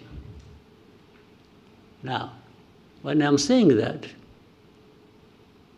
there should therefore be a mechanism, maybe at the African Union level, to also hold the people, the civilians, who are messing up their countries and who are cheating elections every other day, and they keep going just because they are civilians and just because they are. But the Constitution does not provide for you to cheat the elections, does it? Again, there's a funny example in our neighborhood. This Congo we are struggling with, we are talking about. This man who raises the whole world and causes all kinds of troubles. When was he elected? No, you seriously, you here, tell me when. First time? The second time? No, you are silent, but you should be giving, you must be knowing something. But the first time, he was just handed over by his friend. Somebody should have had won. This is public knowledge. In this one, there was a smoke screen here about election. But elections did not happen. In fact, you are likely to have a third one. It's coming. There's another third time it's coming back under the same fraudulent thing. But when you see these people who talk about democracy, about everything, and it's like they're the first to send the messages, thank you very much, congratulations, and even when they are privy to this information, they know it. Sometimes maybe they even encourage them to do it. They give them a call in the evening and say, you know, please, by the way, I have a company that is looking for cobalt. Are you aware of that? You know, company X that is, can you give them, what do they call it? Concessions. Can you give them? He said, yeah, of course I do, okay. That is a deal. A deal for cobalt, a deal for winning elections even if nothing happens, or to win even when he has lost. I mean, you must be aware of these things and how they go. So you can crucify me for my crimes, but when it comes to yours, I also say, I talk about it. So why this world we are in, it's not playing ping pong. It's just because at the same time we are talking about lives of people, right? Yeah. Thank you, Mr. President. Scovia. Mwakoze nyakubahwa Perezida wa Repubulika, nitwa Scovia Mutesi, ndi umuyobozi w'ikinyamakuru Mama urwa Gasabo TV. Nashaka kubaza ku kibazo abacuruzi bafite inganda mu Rwanda uyu munsi bavuga ko babangamiwe no guhangana n'ibicuruzwa bituruka mu mahanga kuko basabwa ko bapfunyika cyangwa package mu bikoresho bitangiza ibidukikije mu gihe bituruka mu mahanga biza muri plastique byaba bifunze mu macupa cyangwa amashashi abifunze. basanga rero badashobora guhangana nabo ku isoko, bikaba bifite ingaruka ku nganda zabo, aho bamwe bavuga ko ahari bashobora kujya hanze kugira ngo nabo binjize ibisa n'ibyo, basanga niba ntacyo bitwaye nabo bashobora kubikoresha. Ikindi kibazo nari mfite ni ikijyanye n'abaturage uyu munsi bishimira imihanda itandukanye hirya no hino mu gihugu ihuza uturere, ariko abakora iyi mihanda minini ya kaburimbo ntabwo bashyiraho rigori cyangwa inzira z'amazi zigera mu gishanga, amazi akajya mu ngo z'abantu cyangwa mu mirima, aho usanga rimwe na rimwe bisanga batuye mu manegeka kubera igikorwa remezo cyaje. Ndabashimiye kwa Perezida wa Repubulika. Well, icyambere kitari n'iki ikibazo uvuze inganda n'abacuruzi n'iki, ikibazo cya mbere dufite ahubwo nta nganda dufite. Niba twubakaga inganda nyazo byadufasha, ibintu ntibigomba tukagabanya ibiva hanze, bimwe bikaba biri hano cyangwa ari twe tubyohereza hanze. Aho niho nahera twashaka uburyo byakorwa, kuko hari ibintu byinshi bishobora gukorwa mu gihugu byanajyanwa hanze cyangwa byakoreshwa mu gihugu bidakeneye plastique. Niba naho twaharebaga cyane tukagabanya, ariko kuri ibyo bindi ubwo busumbane buzanwa mu bacuruzi n'ayo mategeko ya plastique, ngira ngo bigomba kuba ikibazo cya mbere bikorwa nabi cyangwa bikurikiranwa nabi. Icyo kibazo kimaze igihe, ndibuka ko kigeze kuganirwa, abantu bagifatira ingamba z'ukuntu, ntabwo ubwo bitumye nibaza aho byahereye, kuko ikibazo cyaraganiriwe cyagomba gufatirwa ibyemezo, ariko ejo nzabisuzuma numve neza uko bimeze. Ejo dufite cabinet meeting rwose, ndumva nzakibaza abantu birimo bakansobanurira. Hari uburyo bugomba kuba buriho, ibintu byakorwa cyangwa bikaringanizwa bitahutaje cyane abakorera mu gihugu kurusha abakorera hanze bazana ibintu. Hagomba kuba hari uburyo.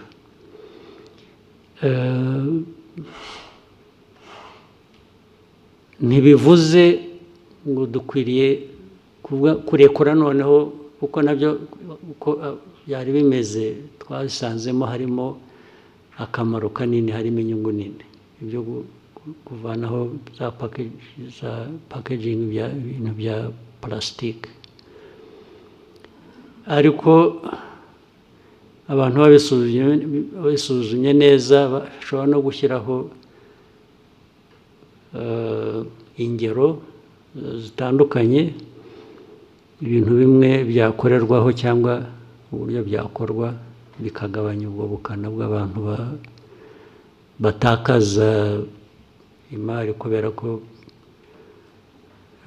ibiva hanze nabyo bikwiriye kuba bifite uko bihera, nabyongeraho amafaranga kubera iyo mpamvu, kugira ngo nkuringanize n'uwo mu gihugu wishyura ibirenze kubera ko we yabikoreye mu gihugu. Byose ushobora kubishyiraho rwose tax, ari ukoresha hano nta bundi buryo agomba gukoresha plastique, nashyiraho tax. Ariko byagera kubivana, uzana plastique ayivana hanze nko kuba kabiri. Ibyo byose birashoboka. Hari uburyo bwinshi umuntu yagenda bisuzuma akabiringaniza, kandi udatakaje icyangombwa cyo kuvuga ngo tugomba kugabanya plastique, kuko bimaze imyaka 20 ngira ngo bya plastique bikora. Ntaho mbona byahungabanije igihugu mu mikorere cyangwa iki, nubwo bigomba kuba bifite abo byagiye bibangamira. Ibyo rero byakosorwa. Hanyuma ikindi cyari iki, iby'imihanda. cy'imihanda urumva ni nk'ibyo nabyo ni nk'ibya plastique wari uvuze imihanda ubwo impamvu abantu bakora batyo nabi bituzuye bikangiza ni ukutabikurikirana kandi nitwe bigomba kuba biturukaho kuko ari ugiye gukora umuhanda umuntu wa mbere utanga ibigomba kuzuzwa n'inde se ni twebwe dushaka imihanda niba twarabitanze hariho cyangwa hatariho uburyo bwo gutwara amazi ikibazo ni icyacu niba twarabitanze nabyo uko bakora imihanda tubifite umuntu akazaza akavuga ati umuhanda mwanshinze narawukoze nararangije nimunyishyure bakamwishyura akagenda batabikoze ni twebwe ntabwo ari abakora umuhanda ngo ni ikibazo cyacu kigomba gukemuka nacyo byanze bikunze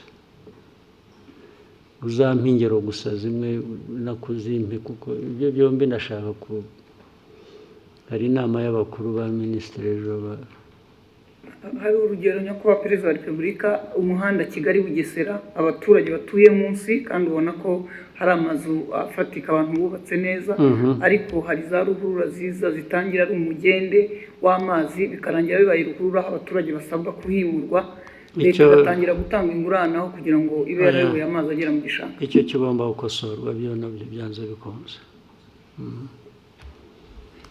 Thank you, Mr. President. Diva, RBA. Maybe I'll try to shorten my answers so that we don't spend the whole day here. murakoze nyakubahwa perezida wa repubulika nitwa Divin Uwayo nkorera RBA nifuzaga kubabaza ubushakashatsi bwa 14 bw'urwego rw'igihugu rw'imiyoborere So while I want to shorten my answers, shorten your question. So that we can have more people. Yes, Excellency. Nari nkomoje ku bushakashatsi bwa RGB bugaragaza uburyo abaturage bashima cyangwa banenga inzego z'imiyoborere zitandukanye aho bugaragaza ko bashima urwego rw'umutekano ku kigero kirenga 90% ariko byagera ku rwego rwa service runihariye igice kigera hafi kuri 50% by'umusaruro mbumbe w'igihugu ugasanga nicyo gice kinengwa cyane haba service za leta haba n'iz'abikorera kuko hamwe urwego rwa service abaturage ubwo kandi namwe murimo nawe urimo n'abandi komeza hanyuma nyakubahwa perezida wa repubulika twifuzaga kubabaza musanga habura iki ngo imitangire ya service haba mu nzego za leta n'iz'abikorera ibe myiza kurushaho dore ko ari urwego rufashe runini mu cyerekezo cy'iterambere ry'igihugu icya mbere abo batanga serivisi mbi bagomba kwiga kubwirwa kunoza serivisi batanga icya kabiri abanyarwanda muri rusange mukwiriye kwanga guhabwa serivisi mbi ukayishyurira ukagenda utanavuze ugomba kubyanga icya gatatu ni mwebwe kugira ngo tumenye amakuru habeho accountability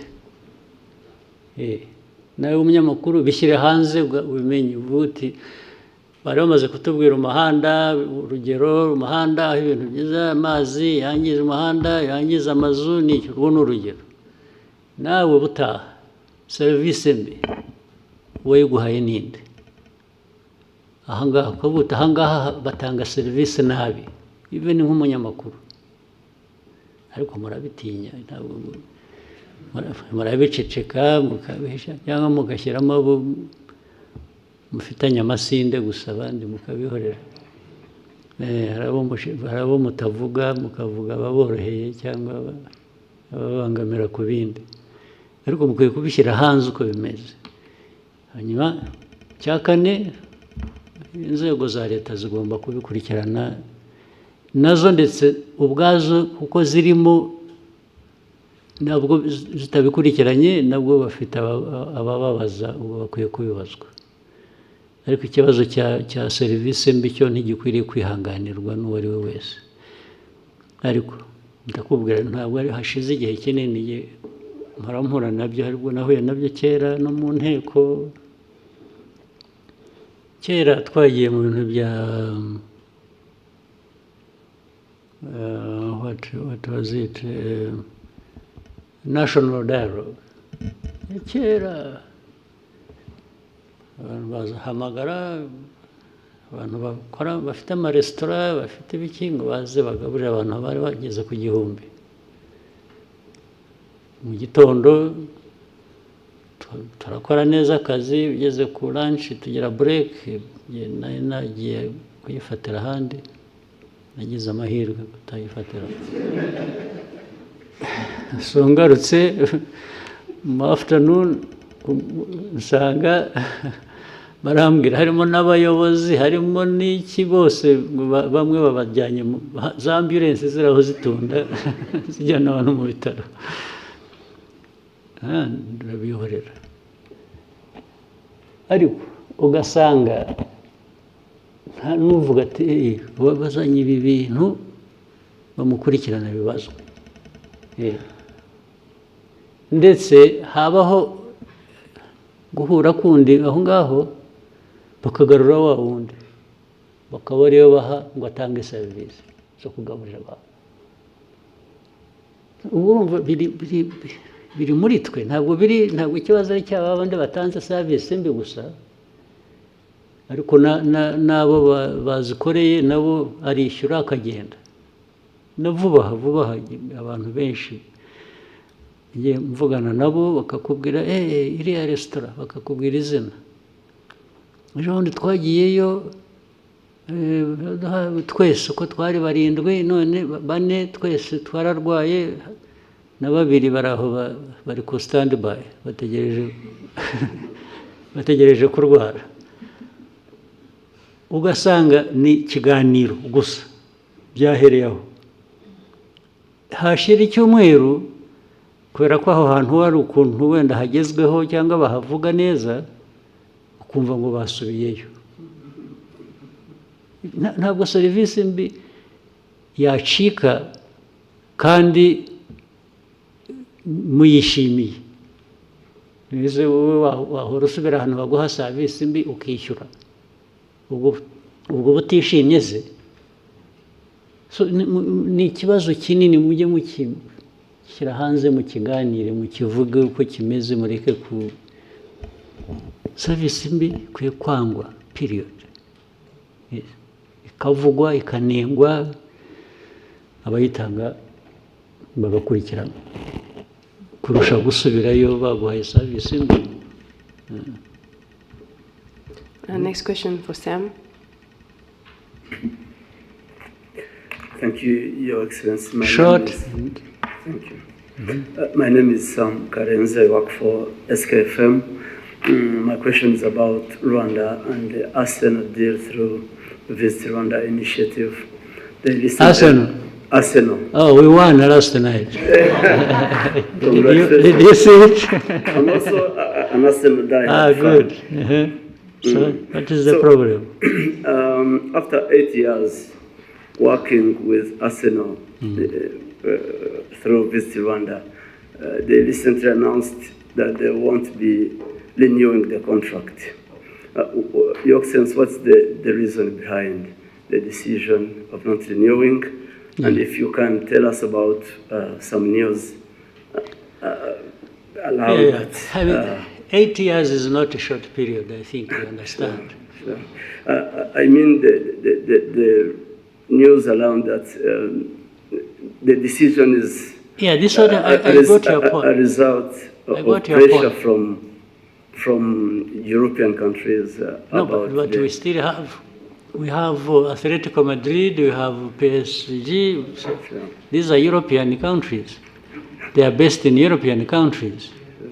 So that can't be the issue. But the issue is when maybe sometimes while for me, and I will continue, it has nothing to do with the contract. I will continue being Arsenal fan, of course. I even go and watch in their stadium football when I have time and so on. But a partnership like that one we had been having for 8 years is a commercial partnership. A commercial partnership can be reviewed on different grounds. Either party may say, I'm not, because it has to be, it was being negotiated every year. It has to be negotiated every season. I mean, not every year. We agree, let's say we negotiate it like today. Maybe it goes 2 years or 3 years. And then you have another one, whatever period people have agreed. It could be renewal every year. It could be renewal every 2 years or 3. So the reason for renewal is to look at whether new conditions demand different things from either party. I say, no, from my experience for the last contract, we didn't get so much in this area and we can't be paying for it so much. And the other side could say the same. Can we adjust it like that? So in fact, particularly this one, there was a negotiation that went on. There are adjustments to be made in the contract. And our people and theirs disagreed on a particular thing and said, no, we can't have this instead of this, or which you have been having, or which you were demanding to have. And reached a point where they said, okay, instead of disagreeing too much, you may find another partner who will satisfy you if you don't want to listen to our demands. This is really what happened. I know why maybe the politics you are referring to. So you remember again. I think you should learn many things from what we go through. You remember, even now I don't think they have stopped. You remember DRC went to UK and was repeatedly there complaining about our partnership with Arsenal, and saying, no, you can't do that with the country that is, all kinds of things, telling them stories that they went there from the beginning of this conflict. They repeatedly made it an issue. Actually, they also went to PSG. It's not just... so it didn't work. People explained and we continued the partnership. And it was during that time that we even had more partners. You remember Atletico Madrid came later.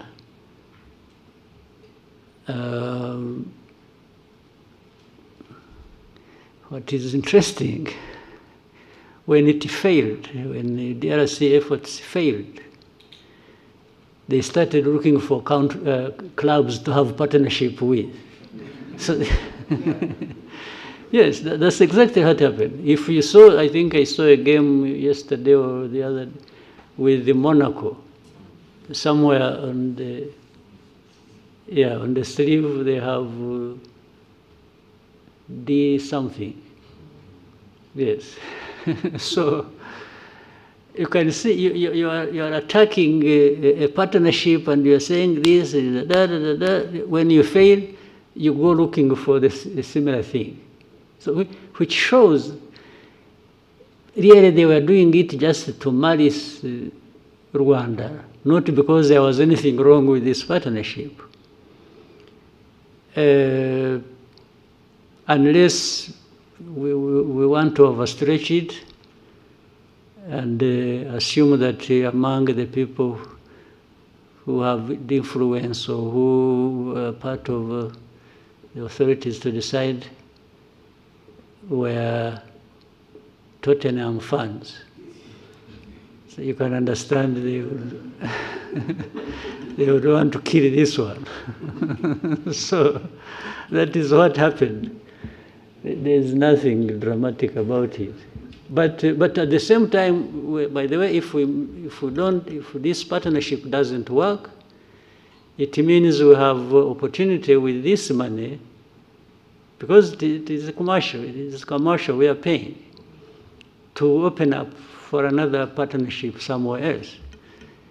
You've seen how we've been even going to, as far as the United States, we are having beautiful partnerships with NFL, with NBA, and more will come. Yes. By the time we realize, we are into many other partnerships. Thank you, Mr. President. You've given us more than 2 hours. With your permission, we can take 3 more questions. Let's see here, take some bonus.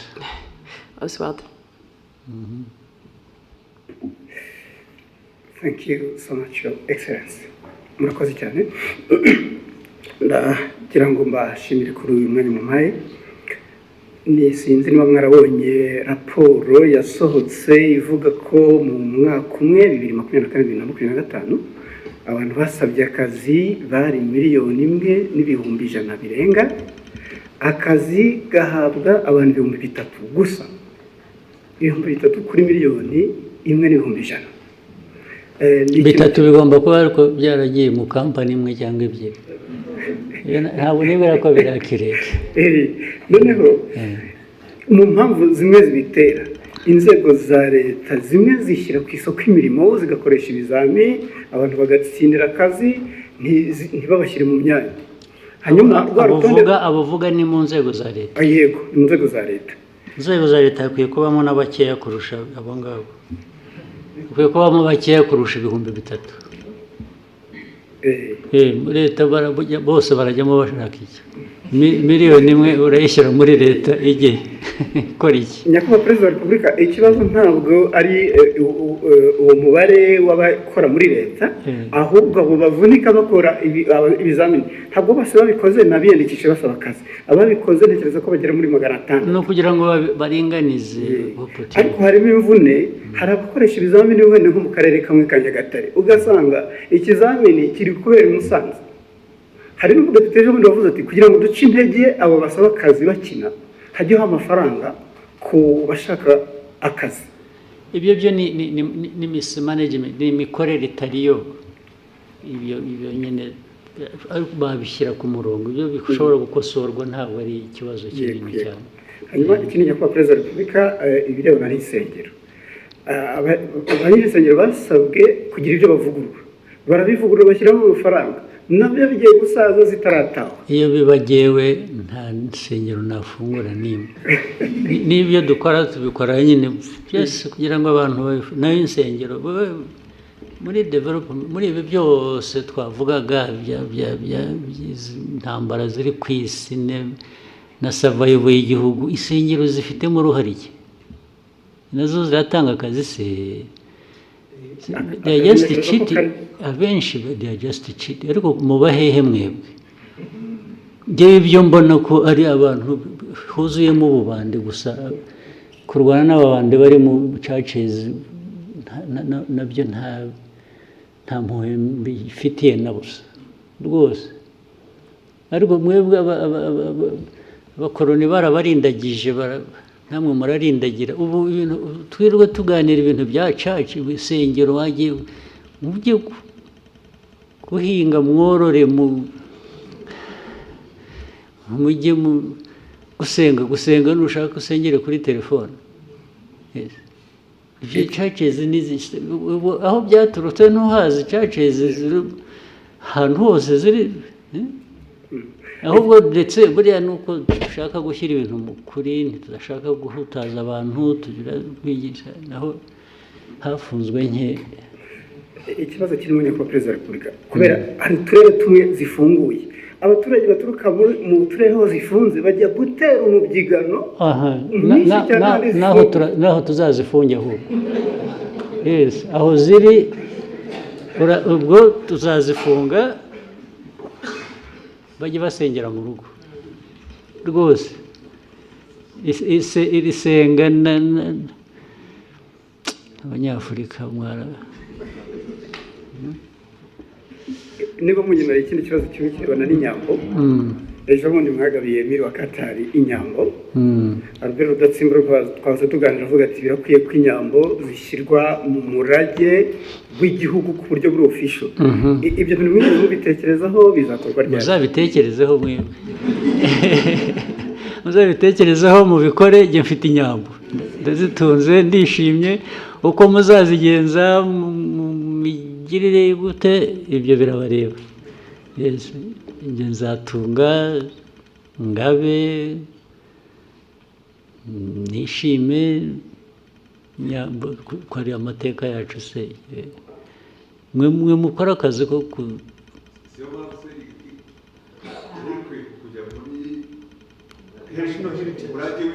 ibyo birabareba muzabishyiremo. Njyewe ntabwo ngiye kubishyiriramo kubera ko ndi umworozi. None se ntufite uko communicating na leta? Mwe muzabikurikirana ibyo birabareba. Next, Bloomberg. Thank you, Mr. President. Onduro Ganga with Bloomberg News. I just have a couple of things I'd like to hear from you. If we look at gold prices, they've hit an all-time high in the market. In the context of Rwanda, IMF projects that by the end of the year, gold is going to account for half of your export revenue, about $2 billion by the end of this year. But in the same breath, we have seen sanctions, particularly from the EU, on the country's main smelter, Kasabo, and some of its executives. So in lieu of the sanctions, what is Rwanda currently doing with its gold? And maybe if you can broaden out that conversation for me, what is the importance of gold in Rwanda's economy? And do you have specific plans to develop the gold industry? Thank you very much. Do you want to advise those who are applying sanctions? I'm saying, do you want people to add more sanctions to stop that, or what?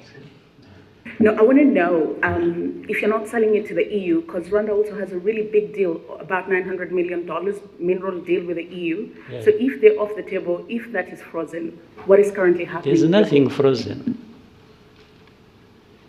There's nothing frozen. You know what they sanctioned? They are individuals who led that refinery. But the refinery operates, right? So that I don't misquote you, Rwanda is still selling its gold to the EU? It's selling gold to the market. Whether EU, the Gulf region, or United States. I don't know whether I'm getting your question properly. But there is definitely gold. We have gold here, by the way. Do you know it? You know a place called Miove? You have heard? During the war of 92-3, our soldiers were operating in that region. Miove, there is a swamp, you know it? In Chumbi. Our fighters woke up and found some stones they didn't know flowing along the river, and they picked that stuff. And in fact, we sold it, sent it through to Uganda, sold it. It bought us, we were able to buy some meals for a week.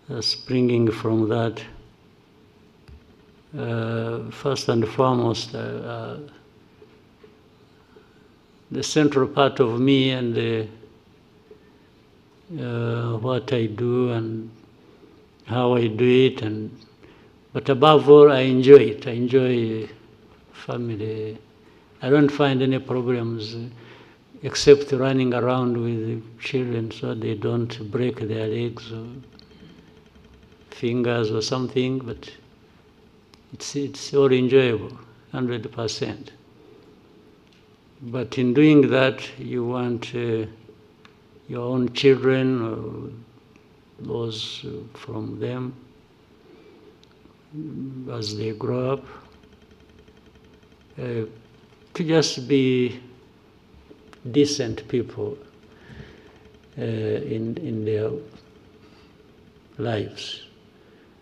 Decent meaning the core part being what is expected of them in society and by so, but also making their own mistakes and owning up and growing with a purpose that they can live and lead in the society where they grow up in.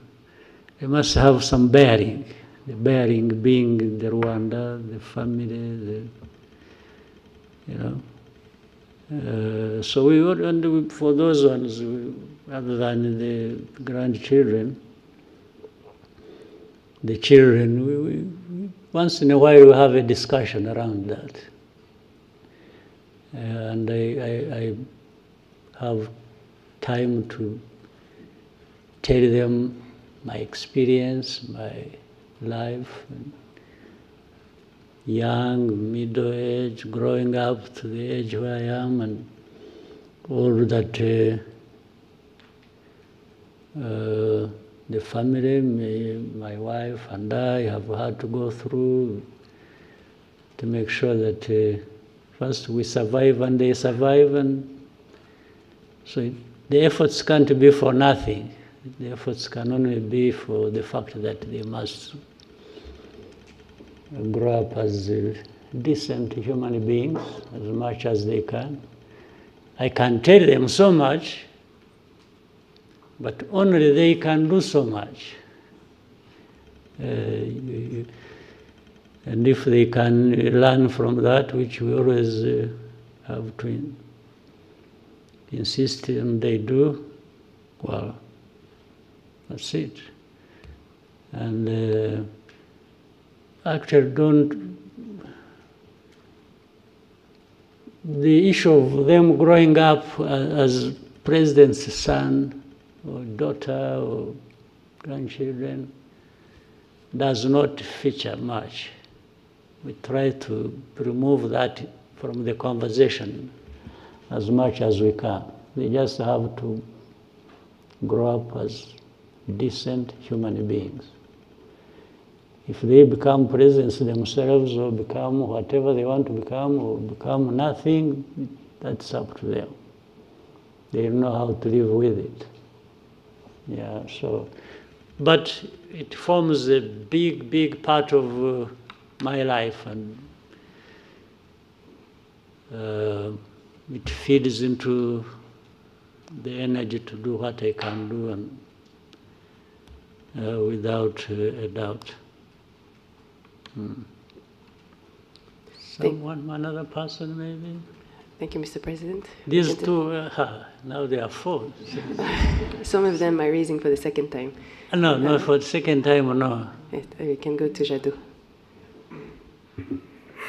Murakoze nyakubahwa Perezida wa Repubulika.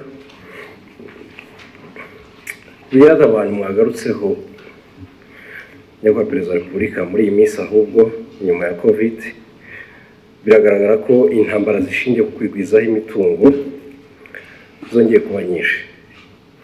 Ingaruka zimwe za hafi ni uko ibikomoka kuri peteroli birimo guhenda, ibihugu nk'icyacu bidakora ku nyanja ndetse tukaba twinjiza byinshi birenze ibisohoka. Cost of living nyakubahwa perezida wa repubulika irimo irazamuka. Nkaba mvuga nti ko bigaragara ko ibyinjira mu gihugu birimo bihagera bihenze, ibikomoka kuri peteroli bigahenda, mu kubigura umunyarwanda ku isoko ibiciro bikaba bitoroshye, ingamba zibacyuho za leta y'u Rwanda zo mu gihe gito cyangwa se ku buryo burambye zaba ari izihe nyakubahwa perezida wa repubulika? usibye ibyo bibazo biriho kandi bimwe byumvikana tugomba guhora dushakira umuti, reka tubanze tunahere gusubiza amaso inyuma urebe aho tuvuye n'aho tugeze n'ubukungu actually buhora bukura buri mwaka. Ubu turi mu ba mbere ku isi bafite ubukungu bukura, nuko ari igihugu cyangwa ari ubukungu bukeya gusa, ntabwo ari igihugu kinini, ntabwo ari ekonomi nini, igihugu gitoya ariko ubukungu bwacu buhora bukura buri mwaka. N'umwaka ushize n'uyu nguyu biragaragara ko turagenda tujya hejuru iteka ya karindwi n'igice ku ijana. Ntabwo ukwiye kwibwira ko biva ku busa. Niyo urebye n'imibereho y'abaturage mu myaka 20 ishize yakomeje irushaho, abaturage umubare wabo uriyongera ariko n'imibereho yabo igenda yiyongera, byaba buhoro gato, byabaho byihuta ariko biriyongera, ntabwo bisubira inyuma. Ibijyanye rero n'ibyo bijyanye n'ubukungu ku buryo bw'ibyinjira ibisohoka bavugaga, ingamba ya mbere ni ukugira ngo ibyo twohereza hanze birute ibyo tuvana hanze, nibyo byatuzamurira ubukungu kurusha, tugatubura agaciro, tugatubura n'ubwinshi bw'ubukungu.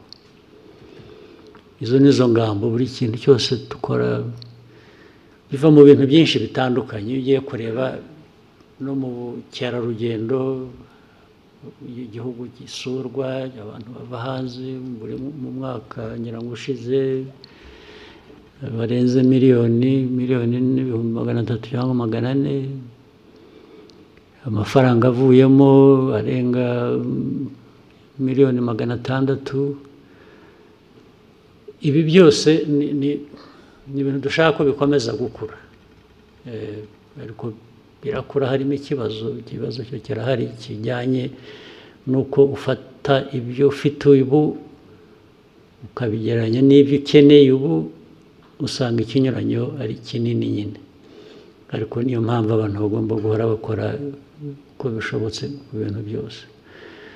Rero guteza imbere inganda, guteza imbere ubucuruzi ndetse bw'ibiva hanze bukaza bwubaka ibyo dukora mu gihugu.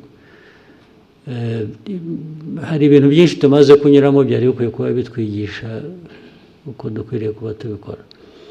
Icyo navuga rero ni ugukorana, ni ugukorera hamwe, kugira ngo abaturage n'abatwumva bumve ko ingorane zo zirahari ariko inzira irahari yo kuzivamo, kandi hari ibikorwa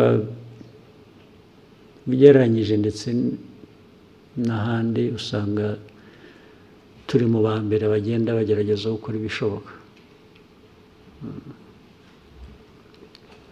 Thank you, Mr. President. We may take one last one from Fola. I think you have to do a lot of Tombora. Thank you, Mr. President. My name is Fola from the Radio Masterclass, Lagos, Nigeria. I want to ask you a question, sir, about women. So in many African countries, women That struggle. must be easy question. I'm sure that it is. So it's about women and access to reproductive health. I Yeah. have been in Rwanda for 3 years now, and I have seen from personal experience that Rwanda has actually made significant progress in expanding access, because I can confirm that IUDs that are costing women in some of the countries as much as $300 have been given in hospitals for free here. So my question is, what deliberate policies and investments or institutional reforms did Rwanda do for this to be possible, and what steps would you urge other African leaders to take if they want to replicate this success in making sure that women have this affordable reproductive health services for women? Thank you, sir. Well, I don't want to advise anybody for avoidance of being misunderstood. But the first thing is for people to have in their minds, one, importance of women as a big part of their society, their population, and make sure that you look at the whole population and you look at the different categories of that population, where it is the young people, it's the women, it's men, that is the starting point. And as long as you put, in some cases you may look at the population, you say, oh, you want your population to be this, to do this, but at the same time you are just doing the ordinary thing, and in most cases you are just thinking about men, because they are the ones who are even at the top there thinking and doing things, as in some cases due to the imbalance we have had in our politics and society. But if you think of women and their specific needs, but also build their involvement around that, you will get the rest right. Therefore, in thinking about good health for your population, you must be seeing certain things that affect different groups. As I said, children, they have different needs in society when it comes to their health. Then we can say men, but particularly women in this case, and so on and so forth, so that you go fixing. But you are here looking at them under health, but the society that you are managing and that you have to do the best for. This is where it starts from. If you don't start from here, the rest goes wrong. Yes, and so for those who would want to share anything with us, and some of the things we do, we've learned from other people as well, from different places, about different aspects. We learn very quickly from other people, and then, so that is, there's nothing so much technical about it in isolation. It is just thinking about health, thinking about your people, thinking about women, and as you think about the rest, the children and the rest, and then you go into these categories and say, what are the specific needs? So under that umbrella and the budget and so on, you break down and create resources for each aspect. That's all you do. But that's the starting point. The rest is to be practical. How do you become practical about doing it and just stop saying it or having information and knowledge about it? Thank you, Mr. President. Was there someone who really, how urgent is it? I think we can start with them at the next press conference. The ones I have not asked. Who is this? Okay, let's hear from.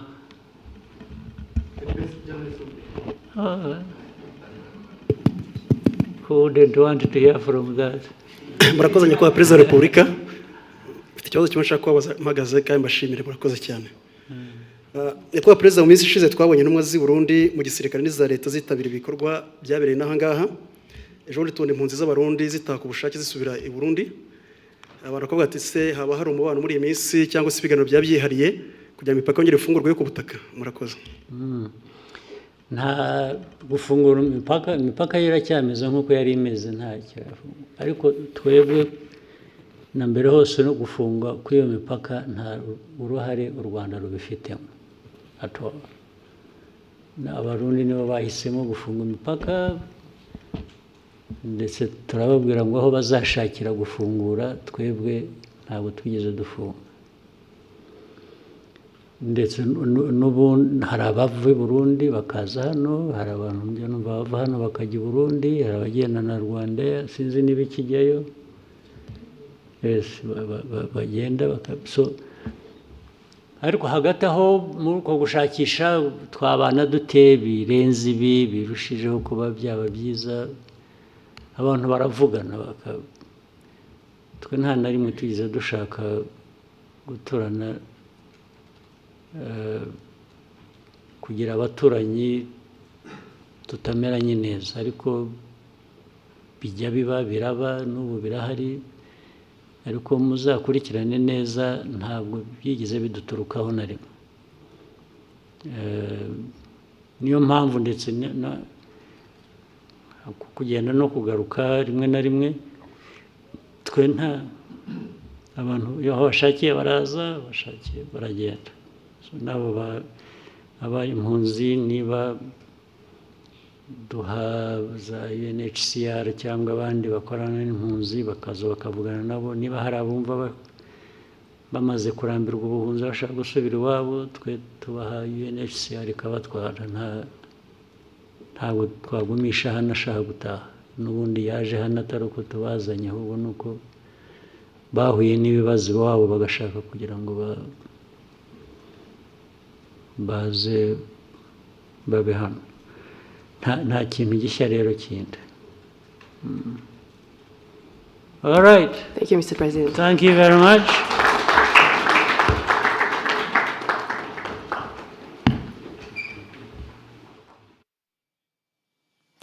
Naha ikiganiro cyahuzaga nyakubahwa Perezida wa Repubulika Paul Kagame n'itangazamakuru gisoreje mu gice cya kabiri, hagarutswe ku ngingo zitandukanye nk'uko mwagiye mubikurikira, ariko wenda reka tugaruke kuri zimwe muri zo. Umukuru w'igihugu yagarutse ku kibazo cy'umutwe w'abaje